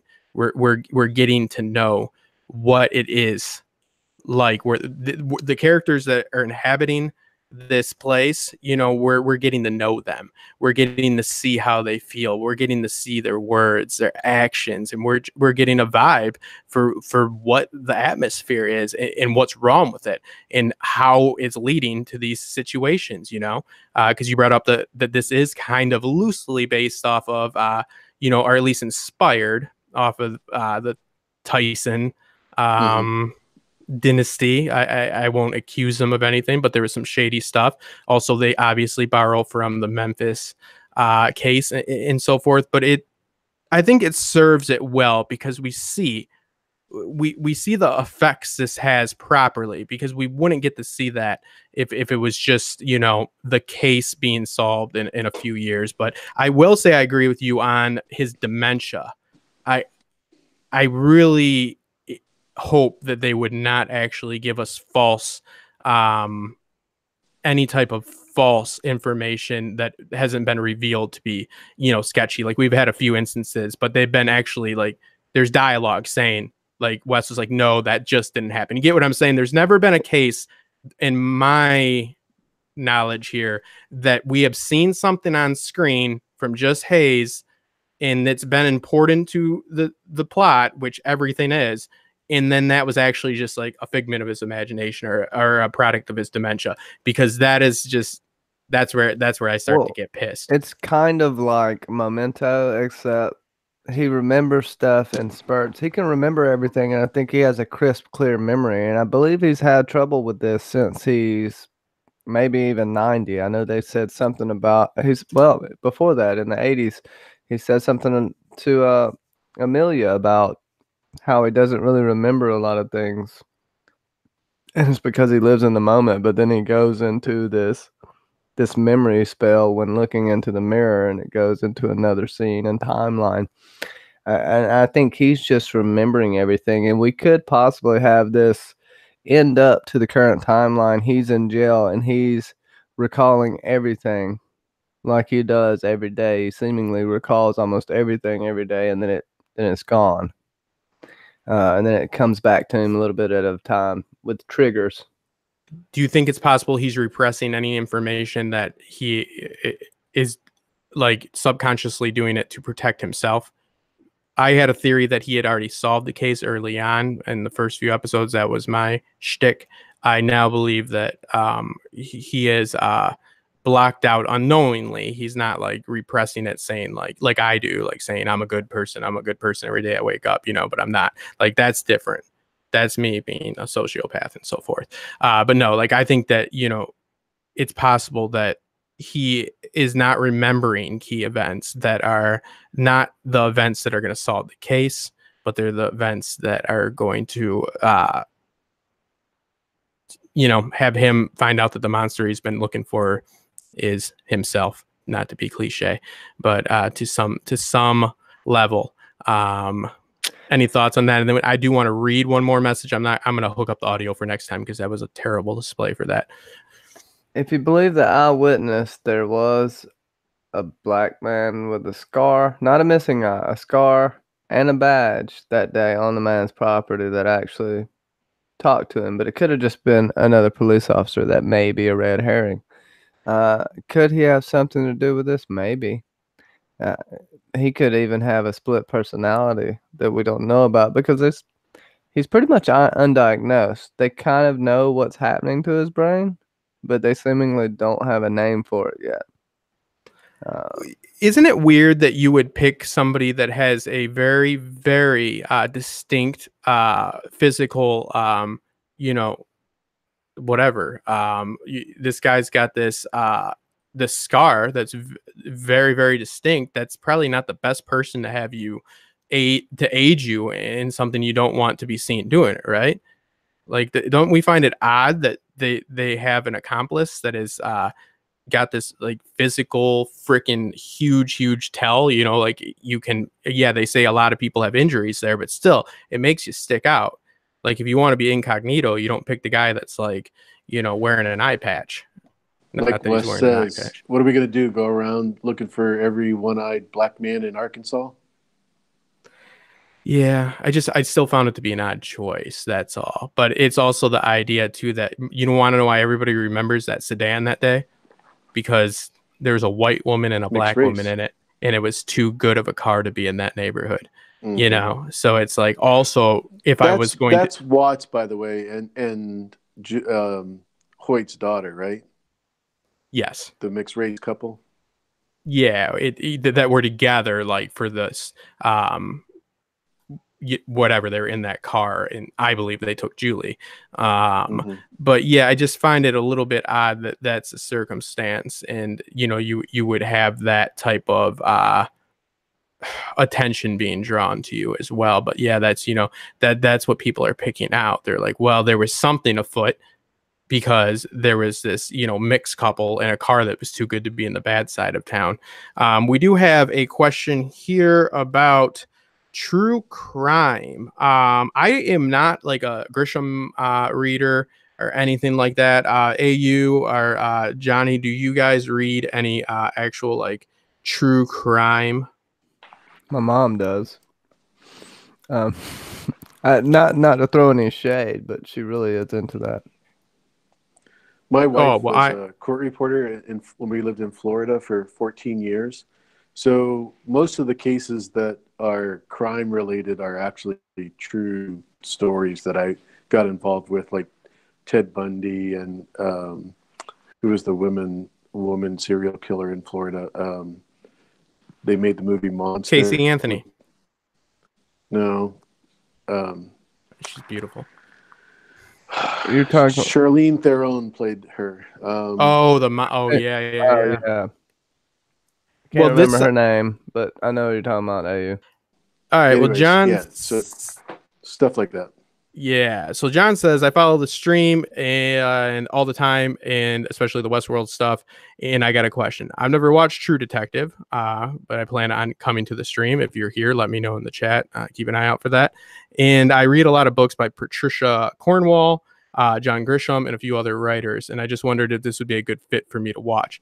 That is kind of what I'm supposed to do, is tell you guys what is good and what is bad. I again don't read true crime novels. I've heard that True Detective breaks all the rules, but guess what? I mean, I think that Piscotty has even said, he's like, how is it different? He's like, I got two cops that don't get along that drive around. I think he chose not to brag for that interview, but I think that it's slightly different, meaning that it's not just a whodunit, which I've spoken to. It is more of a just look at the human condition in society. And I truly believe, I mean, every story likes to say that it's about the human condition in society, but it truly is. We had that proven with season 1. And then we have one more message here. I don't want to pull it up because I want to get back to the chat, but I know it did ask. There was a viewer that wanted to know. They didn't leave a name, so I'm not shunning you. Thank you for using the call line. But they just want to know if we think there's a direct connection. Author that I read a lot of. She did the alphabet murders, like A is for alibi, blah, blah, blah. And she actually lived all the way up to the letter Z. And then she just recently passed away. But anyways, her stuff was super light. It was more, I don't want to say Archie kind of stuff, but it was pretty light crime. And it was always told by the story through the POV of the detective, who happened to be a woman. But this is nothing like crime. This is crime on crack. You know what I mean? Because of the two kids missing, it created a whole bunch of other deaths. So it's you're talking about True Detective. Exactly. Yeah. So now the Grisham, those are not fact, like those are fictional. I believe all of his. So he doesn't write about. So is he true crime? Gotcha. Well, he used some of the stuff. I mean, Tom Cruise was probably the most famous, The Pelican Brief, and then most of it was all bigger than life stuff. Gotcha. Yeah. So I mean, True Detective's a fantastic show. Don't watch season 2, but I mean, so I would just recommend it. I don't know if your love for true crime novels is going to directly connect. Maybe somebody in the chat can help us with this, but I mean, I would assume that it definitely would help. I mean, it's not going to hurt. I mean, you obviously have because there is that's what's great about this. There's the criminology. Like there's this, I think it's the Ringer, really good after show for this. They do a live stream, two very talented guys. They do have a team behind them, so they're able to get research really quick. But the point is, they look at like the actual like case, like from the standpoint, just like the facts, and they talk about related things that have happened in that time, and about all of the crimes at that point that especially in that time that there was a lot of African American males being blamed for crimes in Arkansas to get the eyes off of the people that really did it, which I'm sure that's not a problem that's gone away, unfortunately. But they bring up a lot of the statistics about the actual like child abductions and stuff. So they do like the criminology of it. So that's fantastic. You know what I mean? Then you have even like the conspiracy channels. I watched a channel the other day that they talk about reptilian people and the Illuminati and like, I mean, stupid Very stuff. Interesting. Stupid stuff. I mean, it's just like a story, man. You can still get into it and just take it with a grain of salt. It's fun to listen to. For me, I mean, I get a kick out of it. I like all-time conspiracies, but I'm just saying this guy's like, and I'm not talking down, but I mean, close to a flat earther.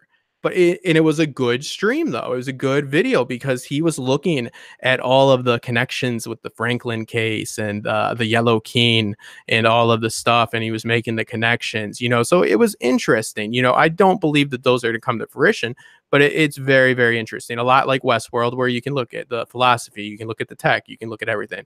It definitely lends itself to it. So, yeah, I would recommend it. The last one was a question about, do we think there'll be a direct connection with Childress or something like that? I will say no. I just think that it's kind of cool that he did like a little nod and wink to the first season. I think to directly connect this case would be in poor taste because this series was the redemption, right? Because season 2 didn't do too well critically. It wasn't the worst thing in the world, but a lot of people didn't like it. So this was questionable if he still had it. So for him to directly connect it to season 1, because people want to know if he can recreate that, I think that'd be too on the nose, and almost I would feel like as a writer, people are going to think that's cheap.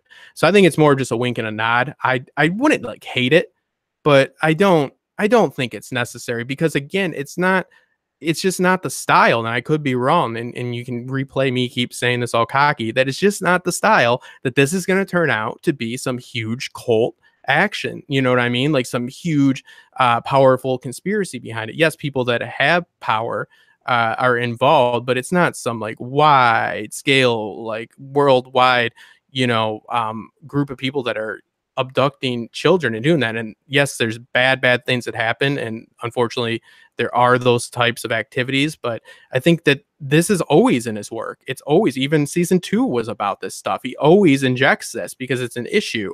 So I think it almost does it a disservice to give that to attribute it to a specific source, because it's not really what it's about. Again, it's a commentary about society as a whole. So if you actually pinpoint a monster, you're kind of going against like your whole philosophy here of we always are looking for those monsters because our life is easier if they exist, because hey, then we know we're good, and hey, if we just get rid of them, it's all going to be fine. But solving this case is not going to make his marriage better. Well, I'm not trying to make a bad joke, but she died, but his family life any better. You know what I mean? That's not going to mend his wounds. It just is what it is. You guys have any thoughts on if that's going to happen? And not only if it's going to happen, how would you feel if it did happen? I would say, I don't know if it even. I'm more along the lines that Hoyt's involved. I think it's not connected. I think the case is just similar, and they brought it up because it's a cool nod to the first season, which is a great season as well. That's kind of my opinion. But also, when you go back and look at it, his daughter was possibly with the one-eyed gentleman, right? Playing with the kids. Well, he would want to cover that up if his daughter was with a black man and also with any kids that got killed. They could have got scared off at some point, and that's how he tripped and fell and killed himself. Yeah. There's a lot of interesting things that can happen with this, and I love us just talking about it. Yeah. What do you think, AU?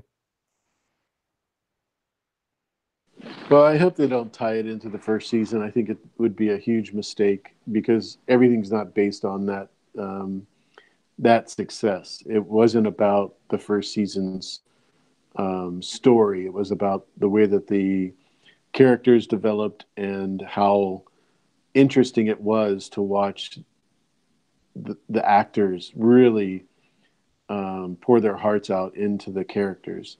And I think that's what's happened this year with the aging of Hayes and West and their relationship, and how West has denied his homosexuality, and the fact that this particular case. What did you say? West denied his homosexuality?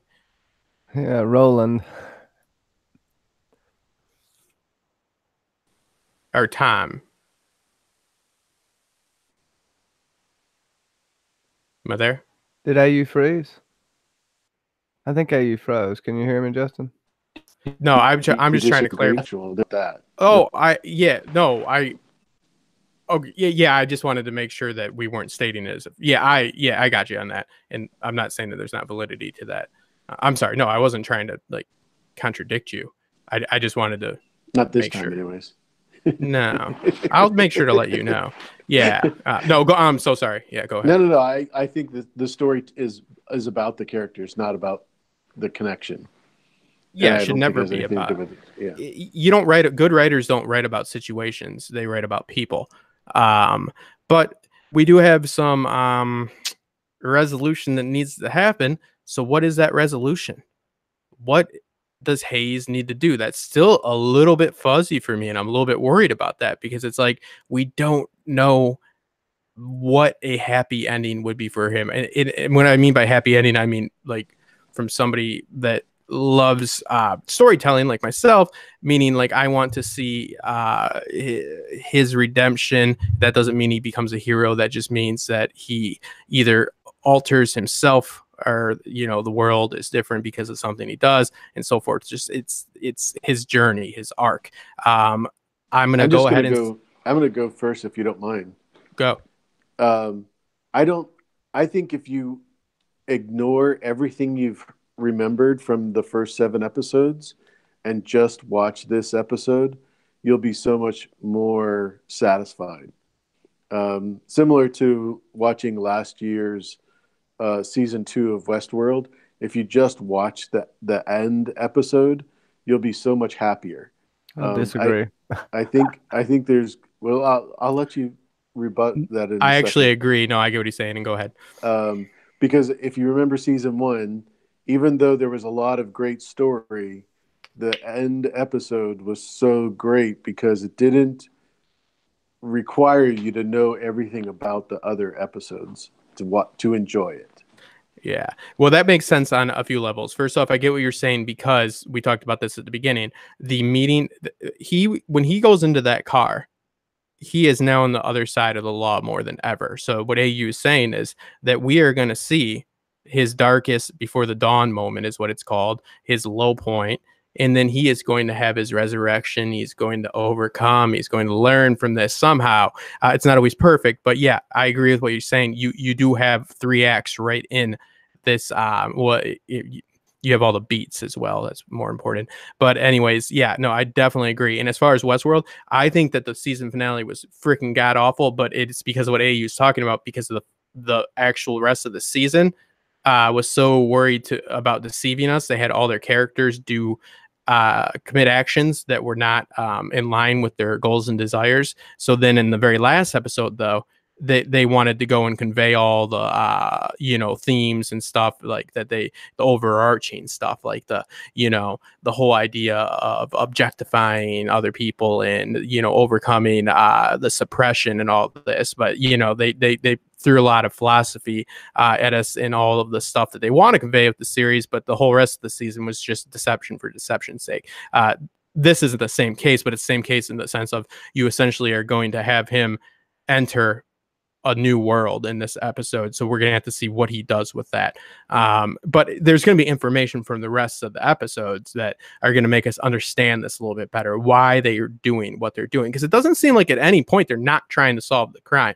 And that's what's really interesting as well. You're not really ever dealing with anybody other than Hoyt and Harris, which isn't great, but it's like not like a power structure that you see in some of these stories. It's like, oh man, if only the feds would get off our back and stop hindering us. Like you see a little bit of like the bureaucratical bullshit, but it's all pretty realistic in my opinion, Johnny. Like you see, like, yeah, the DA and stuff, they want to wrap it up, but it's because, and I'm not saying it's the best thing, but that's their job. They need to like close cases. You know what I mean? They need to put a bow on it. You shouldn't probably convict an innocent person, but that's not always what they've done here in Woodward.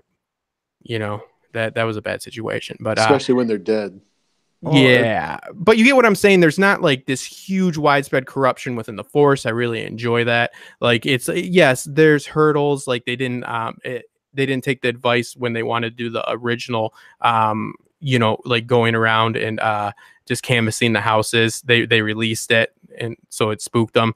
So like there's stuff like that, but it's not like if we could only get the commissioner out of the way, and then they had to get their gun and badge taken away at one moment during this season, and then they go rogue and solve the crime anyways.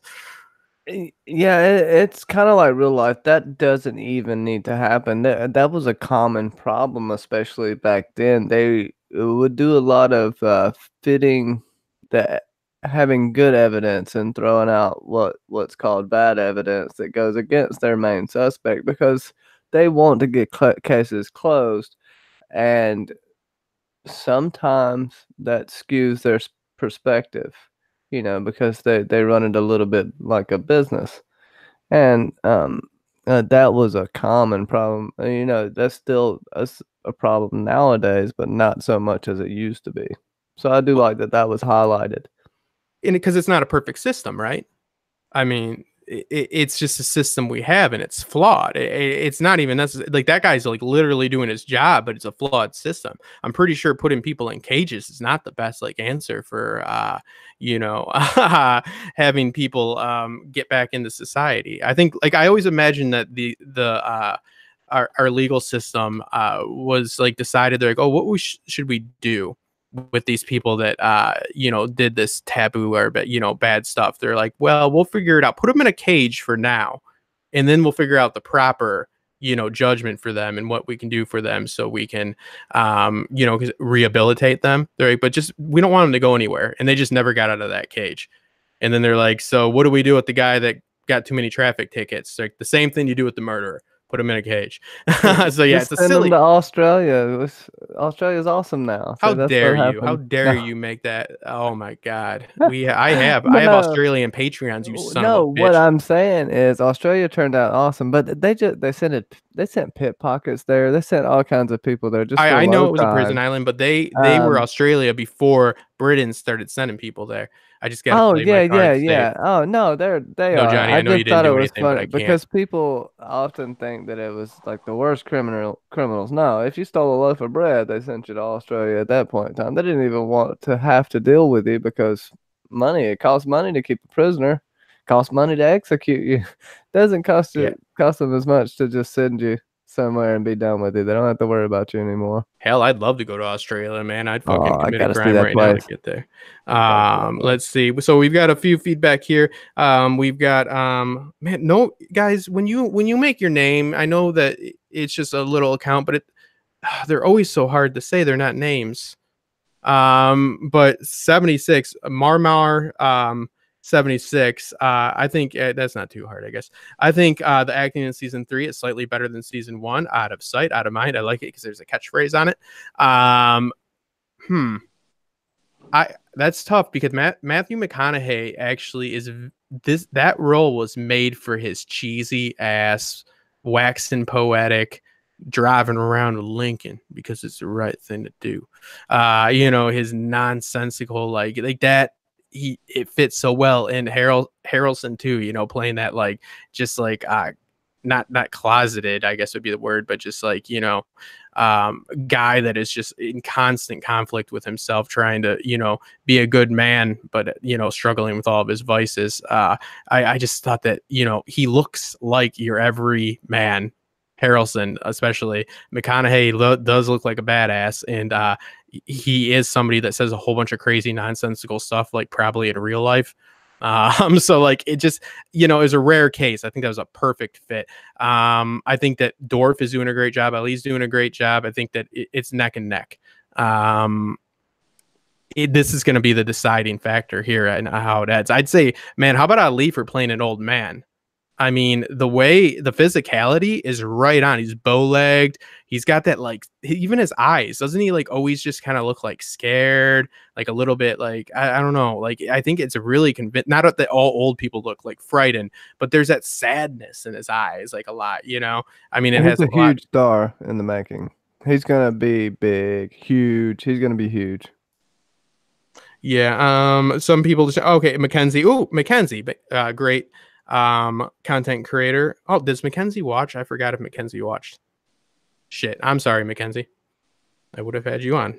And we probably would have got a lot of correct predictions because she's usually right on the spot.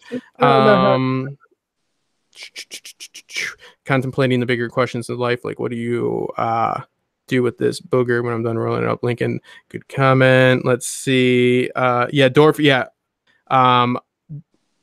We got some people talking about they're happy to see Dorf back on TV again. Yeah, I think Dorf does a great job in this as well, especially since it's kind of an odd middle of the road place for him, right?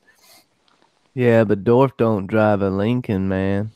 He's a little one-dimensional for me as far as the scowl goes, and he definitely has a little bit of a, like I said, just a one-dimensionality to his character.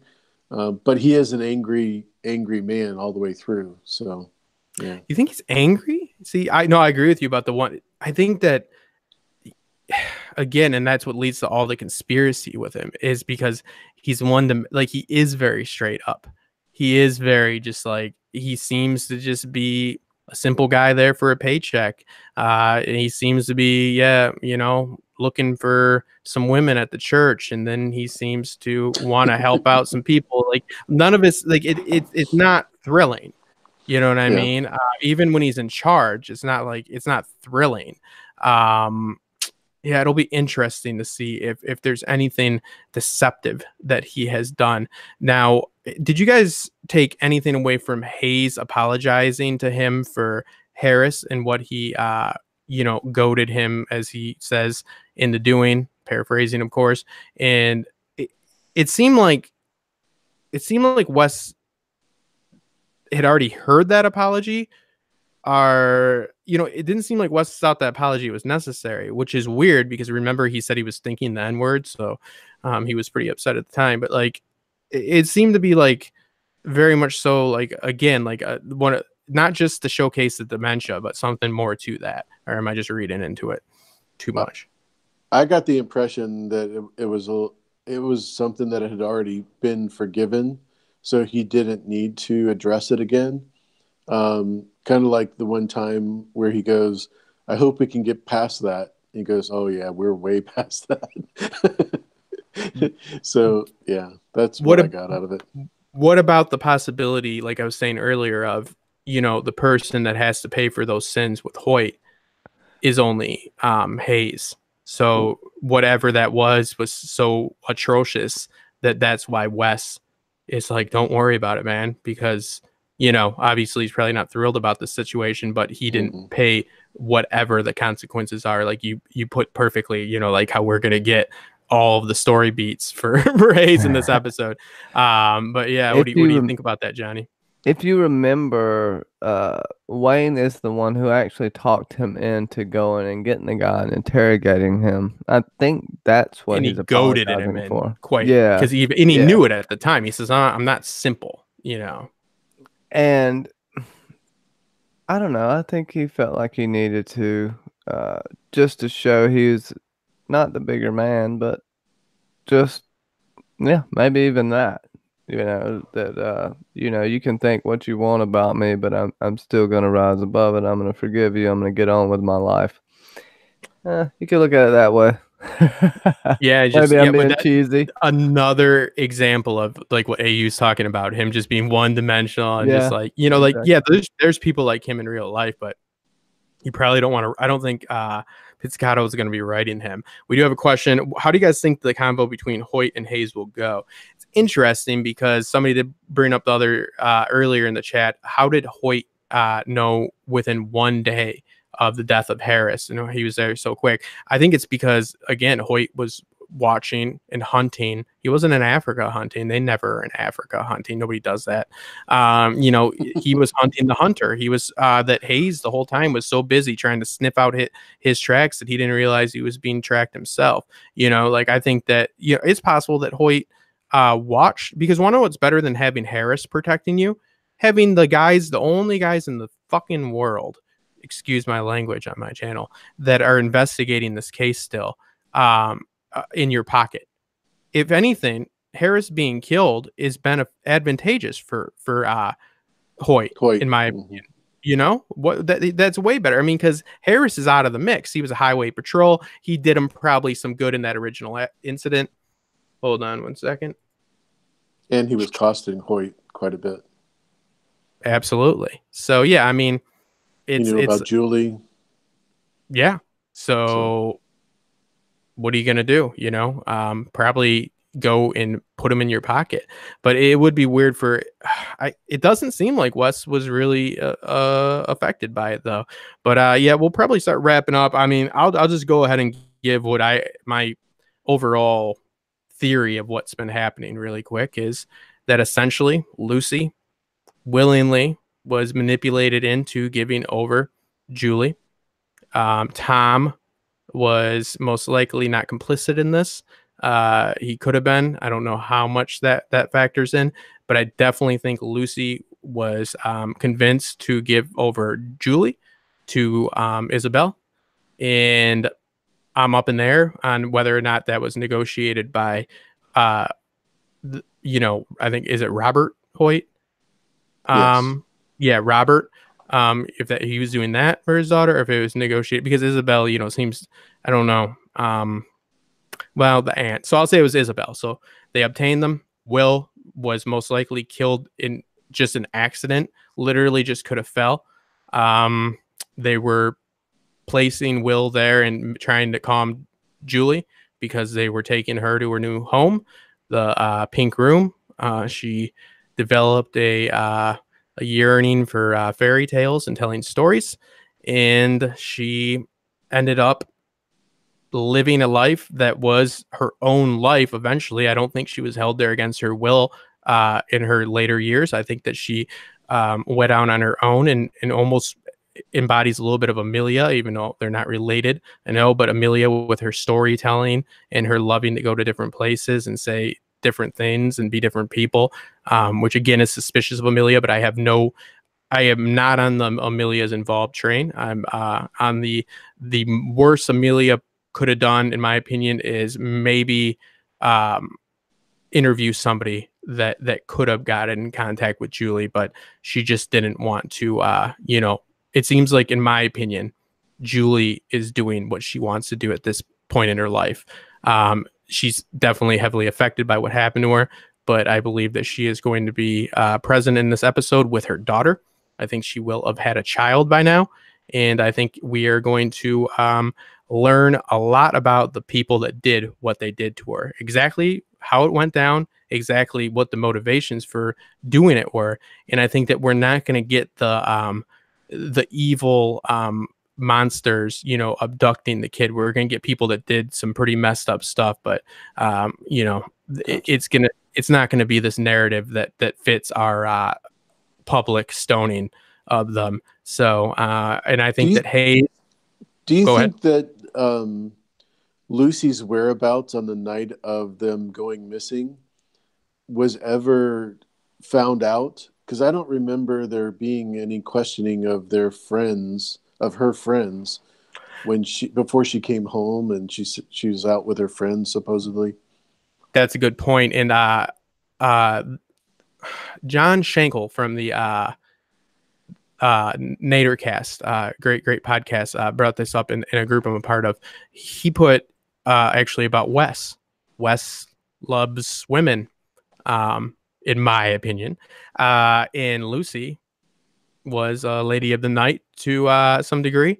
So there was this possibility, and this is where, again, you get your emotional spine for why Wes would be going above and beyond and seeming to be such a Boy Scout, is because he could have been with Lucy during that time, whether or not he knew about it or not. But, there's these openings for stuff like that. But we do see a few key things here to lead us to believe that this is, for around what I'm saying, I think it's going to be correct, because we have Lucy's friend, right, that we meet last episode. And doesn't she kind of humanize Lucy, right? For the audience? Yeah, I didn't believe that. Great, but you're seeing Lucy as a person, and you're seeing another person that, yes, is weird, but they are humanizing, meaning that leads me to believe that this is going to come to a conclusion where it's a very, very poor choice that was made, but this is a person that was struggling and definitely didn't make out like a bandit on it. But I think that Hayes's actions after this card meeting are going to be what are suppressed. I think that there is something going on with Elise and her son. I think the son might even be privy to some of the information, because he seems to be a little bit more invested in his father not pursuing this for reasons other than he doesn't want him to get lost. I think, you know what I mean? It seems like he does have an issue with him investigating that, and that could spawn from it messed up the marriage and childhood and all that. But I do think that there could be something at hand, and it could just be an action that Hayes has, because my final thoughts are this: Chekhov's gun. This is the most literal and blatant example of Chekhov's gun you will ever see. We start the series off with that pistol. And he says, because remember, you have the pistol, Chekhov's gun. You introduce a rifle in the first act. Act 2, you put that rifle on a mount and you mention it. There's some dialogue about it. You say, hey, that's a nice rifle. In the third act, you better fire that fucking rifle, or you never should have done it. It shouldn't have been in there. So how many times have we had that revolver mentioned? At least 3 times. That revolver is going to come into play. So what I think it's going to come down to is Holt. I mean, not Holt. Is Hayes going to end up using that revolver? What? Because he says, what if it comes down to it? Remember, if it comes down to it. I always took that directly as suicide. I don't know if that's just a dark place, but it could be to kill Hoyt or kill somebody else. But I do think, just like season 1, there's a lot of speculation, especially with an anthology series, even if they are connected in the same world, that you can lose your main characters, because what is the you have to have your stakes. So we've seen them grow old, so the stakes are risen for them actually dying, because we already see them grow to old age, right? So, like, what is the consequence going to be? What is the end game going to be? I'd say it's a high percentage chance that we do see Hayes meet his end, whether it is trying to use that pistol to stop that threat, to silence that threat, or if he uses that pistol to get rid of himself, which I'm not advocating for suicide, but, I think that whatever is being repressed it is something that is still damning. I have no dialogue, no information on what happened with the daughter. I really cannot for the life of me think, but I do believe that we will see a 1990s version of that daughter in this episode. And I think that we are going to see something happen to her. But again, we did see her going off to college. She's fine. So I think that it's all going to come down to what happens in this meeting, because like AU said, that's establishing the new world. He's entering a new world. The world is now changed. He has to adapt. He has to learn from this world. He has to use that skill set to come back. So maybe he'll remember that skill set. The dementia can be a crafty tool. But yeah, I think it's just going to be another season 1 ending, which was beautiful. It's going to be a commentary on that, on society and on the human condition. It's not going to be so much. We got Julie back.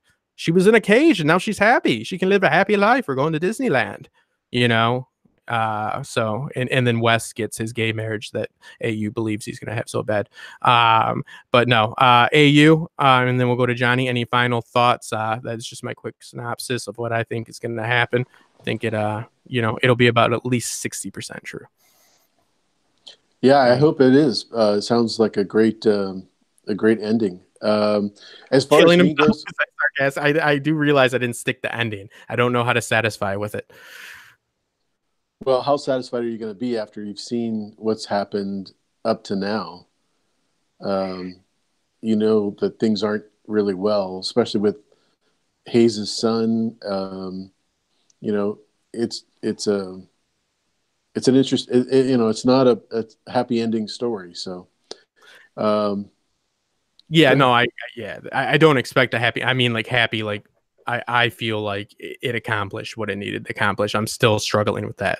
I think it's fair to make fun of my suicide idea, because that's realistically, that gun has to be used, and I don't see him killing again being something that would be like the resolution that conveys the overall themes of this story. So, but yeah, go ahead. No, you can make fun of me. I'm going to mute it. So I'm not making fun of you at all. No, by any means, especially with your Westworld agony that you've gone through. I could certainly relate. But this is not going to be that. This is going to be so much better. I think the conversation with Hoyt and that character is going to be a huge advantage to the show as well.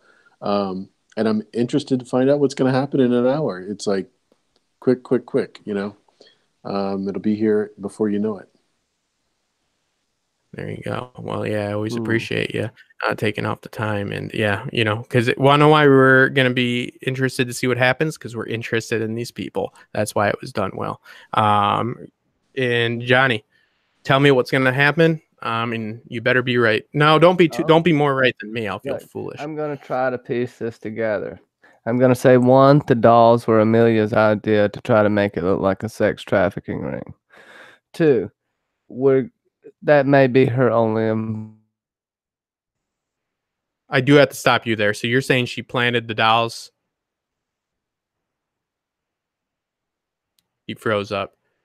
Perfect time for me to contradict you then, Johnny. You do Hoyt feel got like him. he... Gotcha. So I'm just trying to clarify. Are you saying that Amelia planted the dolls because you broke up? Yeah, I'm sorry. Every time I try to make a good point. Yeah, Amelia planted the dolls. That might be one of the things she did to make it look like a sex trafficking ring. I think it's possible that she knew Hoyt's daughter. She could be the Later. aunt. Maybe. And knowing that possibly these kids have a bad life, that Dan's not even the father, possibly not even the father of the children. And Hoyt's daughter recently probably, I think around that time, lost her child. And maybe this kid reminded her of this.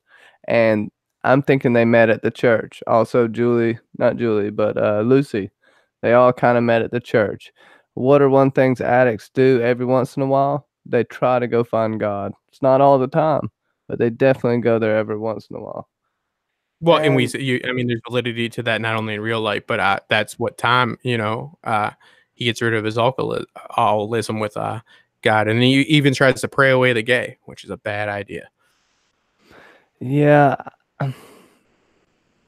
I feel like we're gonna find out that Wayne's wife was driven possibly to suicide or what looked like a suicide. So Amelia is going to die in something that you feel is going to be dirty, shady. Yeah, and I think that it's ultimately going to be Wayne's fault, and that's what he's going to remember. That it's his fault. Even repressing that. Mm-hmm. Okay. Not direct. I don't think he directly is going to kill her, but decisions he makes kills her. If that makes sense. Well, yeah, I mean, I'm on board with the decisions he's made so far has killed their marriage. But in the beginning, too, it's funny that she has been characterized as far more likable in the last 2 episodes because she was a little bit more of a maniac, in the past. But they haven't included those, maybe because they heard that I wasn't too happy about that brooding activity. But yeah, no, there's validity. Well, I don't think she planted those dolls, but I can't argue with it because we know those dolls didn't come from a menacing place because we do meet the person that made them. So you're right. I mean, if they weren't created and crafted and sold to somebody, that's the only mention we get of the problem is that trafficking. lady lied. She said that the black man bought a bunch of them. Well, but is that ever been proven to be a lie? There was a revelation about that last episode. You're right. I can't remember. Was it proven the dolls were not purchased? Because she said like somebody came and bought a lot of them. I think she was called out in the beginning of that episode. After she said that, it was proven that didn't happen. Because the woman that made them never had seen the person before, I think, right? Right.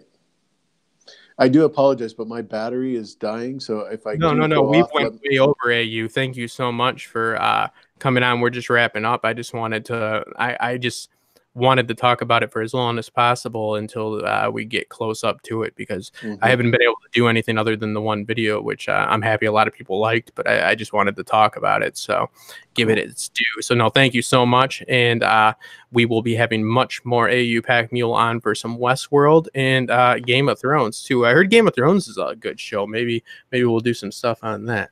So yeah, thank you as always. AU's information is in the diddly do below, and we had to make a new description really quick, so I got to go in there and make sure everything's in there. But yeah, thank you so much. AU is the guy that gave me my first live stream, and now look at what look at what you did. You created a monster. Love it. God. All right, thank you so much. Thanks, brother. You guys take care. Thanks, AU. Take care, buddy. All right, so the dolls, Amelia. The dolls seem to be a red herring. I think she did it for a story, possibly. That would be some semi-innocent thing she could do to spice up her story, because the only thing we've seen for it to be a sex trafficking ring right now is her bringing up those dolls. Now, where In did the they come from? the spirals, but those could have been put by anybody. Yeah. Yeah. But you're not. Are you implying then that by the placement of the dolls that she is then privy to the information about the Hoyts? I can't see that being Well, true. she's a writer, and I don't know if this would be privy to the information about the Hoyts, but it would be privy to where and how to place them in a sense. This is something she has covered her whole, mainly adult career. And this is kind of tinfoil. I'm just throwing it out there. Oh, yeah. I mean, we're all just wildly speculating. I want to know what I think is interesting about that scenario is there's other children, right? They were playing who. That's always my question when people have like big conspiracy theories. There's not a group of 3 people I know that can keep their fucking mouth shut. So who are these kids? Like, were they kids from other family members from the, because like they said, a lot of people work for that organization, but it's like there's a lot of people present, like leading up to that, especially that you just don't hear from. The kids that get interviewed, they weren't the ones in the woods. Who were the kids in the woods? I don't know. And there seems to be a high level of manipulation. We know Julie made that call to talk ill of her father. She was probably forced into making that call. But she could have a case of where she's, what's it called? When Stockholm Syndrome. And especially when you're a young child, and they could treat her fairly well, but just keep her locked up and treat her well and pamper her. And I don't think she was treated badly. I think that what happened to her was terrible. Don't get me wrong, but I do believe that like she was. It's awful. But I'm saying like she probably was like waited on, like like she was a princess. Like, but again, she was abducted, so that's not cool. That's not okay. But yeah, I don't think that it was a. It's not the type of damage that you would attribute to like an abduction where a girl's like beat or whatsoever. She's just being held in somebody else's fever dream, essentially. She's being made to play the role of somebody else's dead daughter, essentially. That's got to be what it is, or granddaughter. And do we know who this daughter of Hoyt is? Have they seen her? Have we put a face to her? Could this be Amelia? No. I'm just throwing some crazy shit out there. Because Amelia was speaking with her friend. The only reason I have cause, and I was so on Amelia train, like I said, like I just thought, oh man, she's got so many reasons why she would act this way, meaning like her goals and actually match up with this, so like her desires actually are going to lead her to this path. But the recent showing of honesty in care for the case and his career, Hayes's career, have kind of led me off that trail. Also, it's just, again, I think it's a narrative like on how 3 different people are approaching this case. Wes is approaching this case as a 9 to 5. Yes, he wants to catch these people, but let's face it. I think it sounds like people are afraid to say like, oh, well, he just clocks in and clocks out. That means he doesn't care. It's like, if you're a detective, my uncle's a detective, like you have to you have to be passionate and all that, but you can't be consumed by your work. It's not healthy. You know what I mean? Like to that level. So it's like, he has the approach of, I'm going to go and do my job the best I can, but I'm going to try to, solidify my value in this world, my worth, which, let's not get into all the it's a philosophy behind what makes a life worth living. But that's really the essence of it is what makes a well-lived life, what makes you somebody that lived a life of value. It's very subjective. So then you have Hayes, who hinges everything on the case itself when his family falls apart because of it. Then you have Amelia, who goes out and does some pretty good detective work and actually helps them, and I believe will help them more with the reading of the book in this final episode. And she does it because she is ambitious, and she does want to further her career. But it's like, what is bad, the intent or the outcome? The intention or the outcome? And it's not vindictive. Again, that's what she does. You know what I mean? Like, it'll be if we find out she suppressed information, or is if you are accusing her of quite blatantly, my friend, actually. No, but you know what? No, but it's totally possible that happened. Then that becomes a different story. But I mean, come on, what are we going to go and put all the journalists in jail? For about school shootings? And I'm not saying you were saying that, but I'm saying like that. The key. Oh, she is. I think it's the piecing it all together is the key. It's and him reading that book is him essentially getting to know his wife like he never did.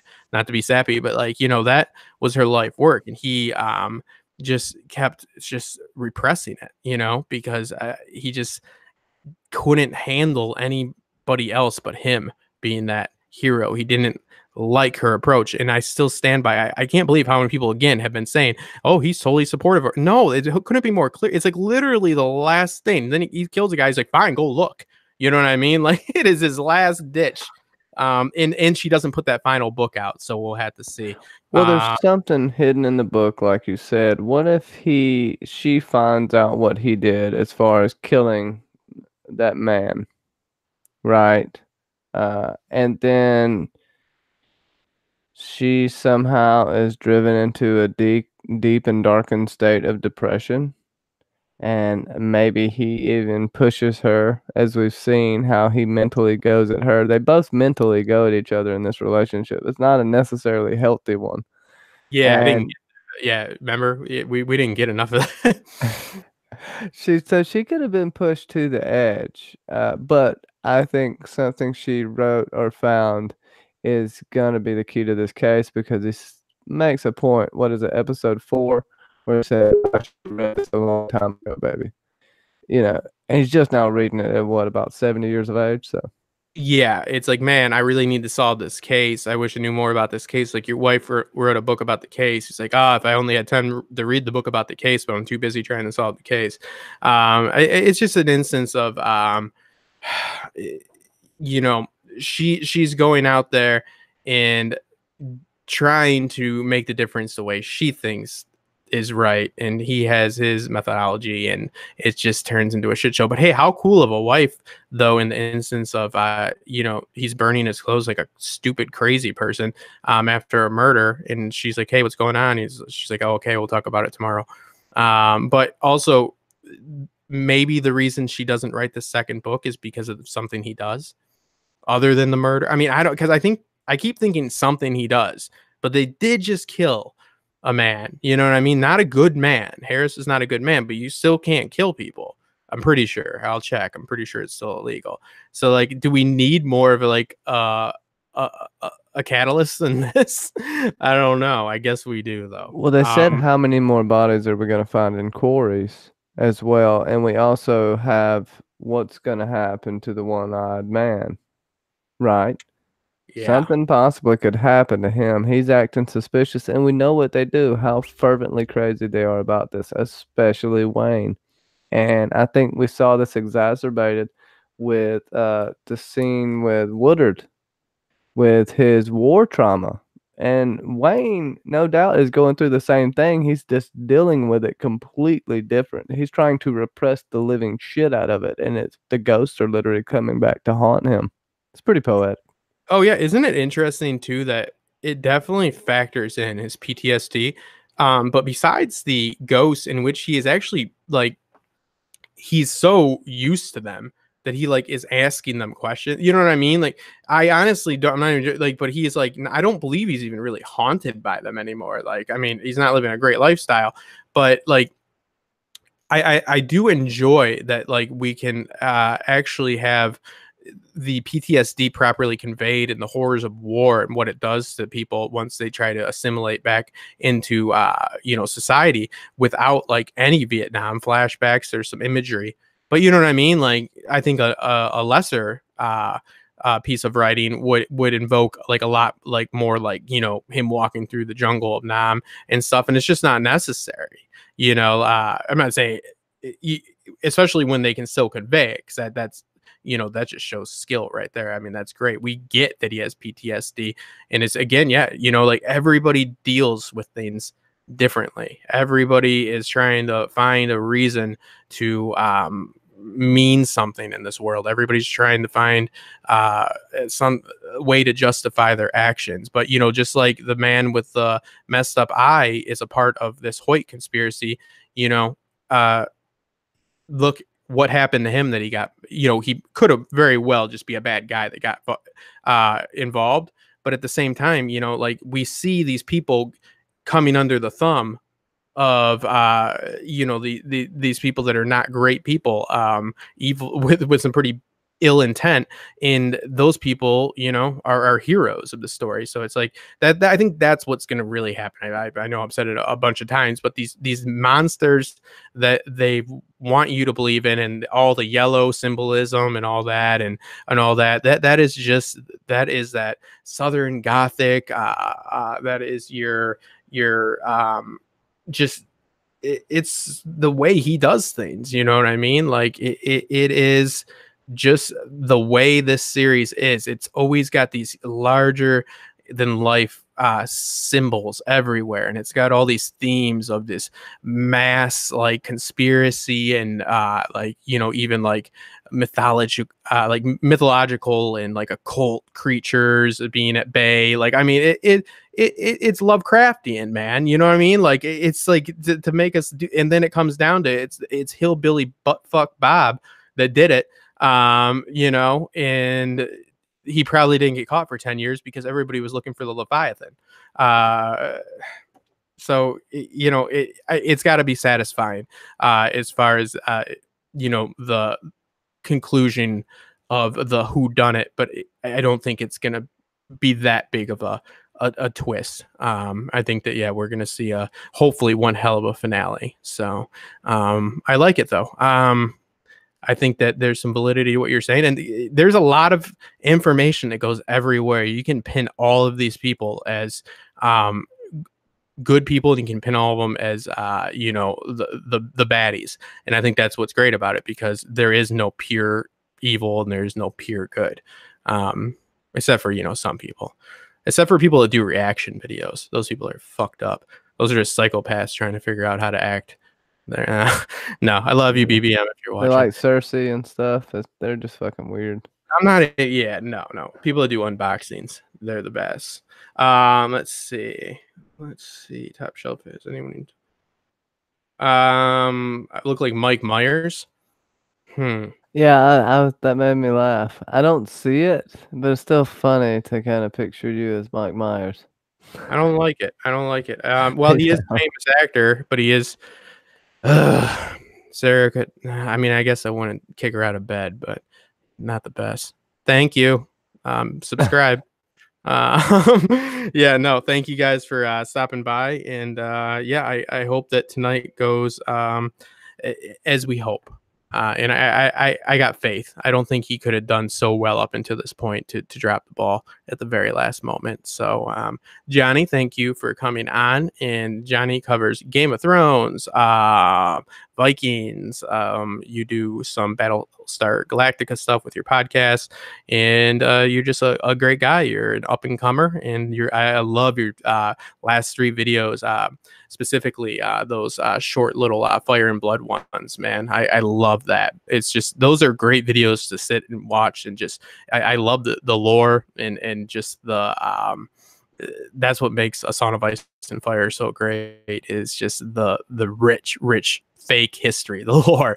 So that's what keeps us burning during these off months. So tell us about anything you got planned, and plug yourself. And yeah, thank you everybody for coming by. Make sure to subscribe and like, and make sure to subscribe to Johnny here, and I'll let Johnny take us out. Yeah, thank you so much for having me on. Check me out, Johnny Be Crazy. The new one just dropped, Visenya Targaryen, A Quickie of Ice and Fire. They drop every Sunday at 1 p.m. Next Sunday at 1 p.m. will be Torrhen Stark, The King Who Knelt, and we'll be going through many of these. So leave a comment, and I may do your favorite one that week.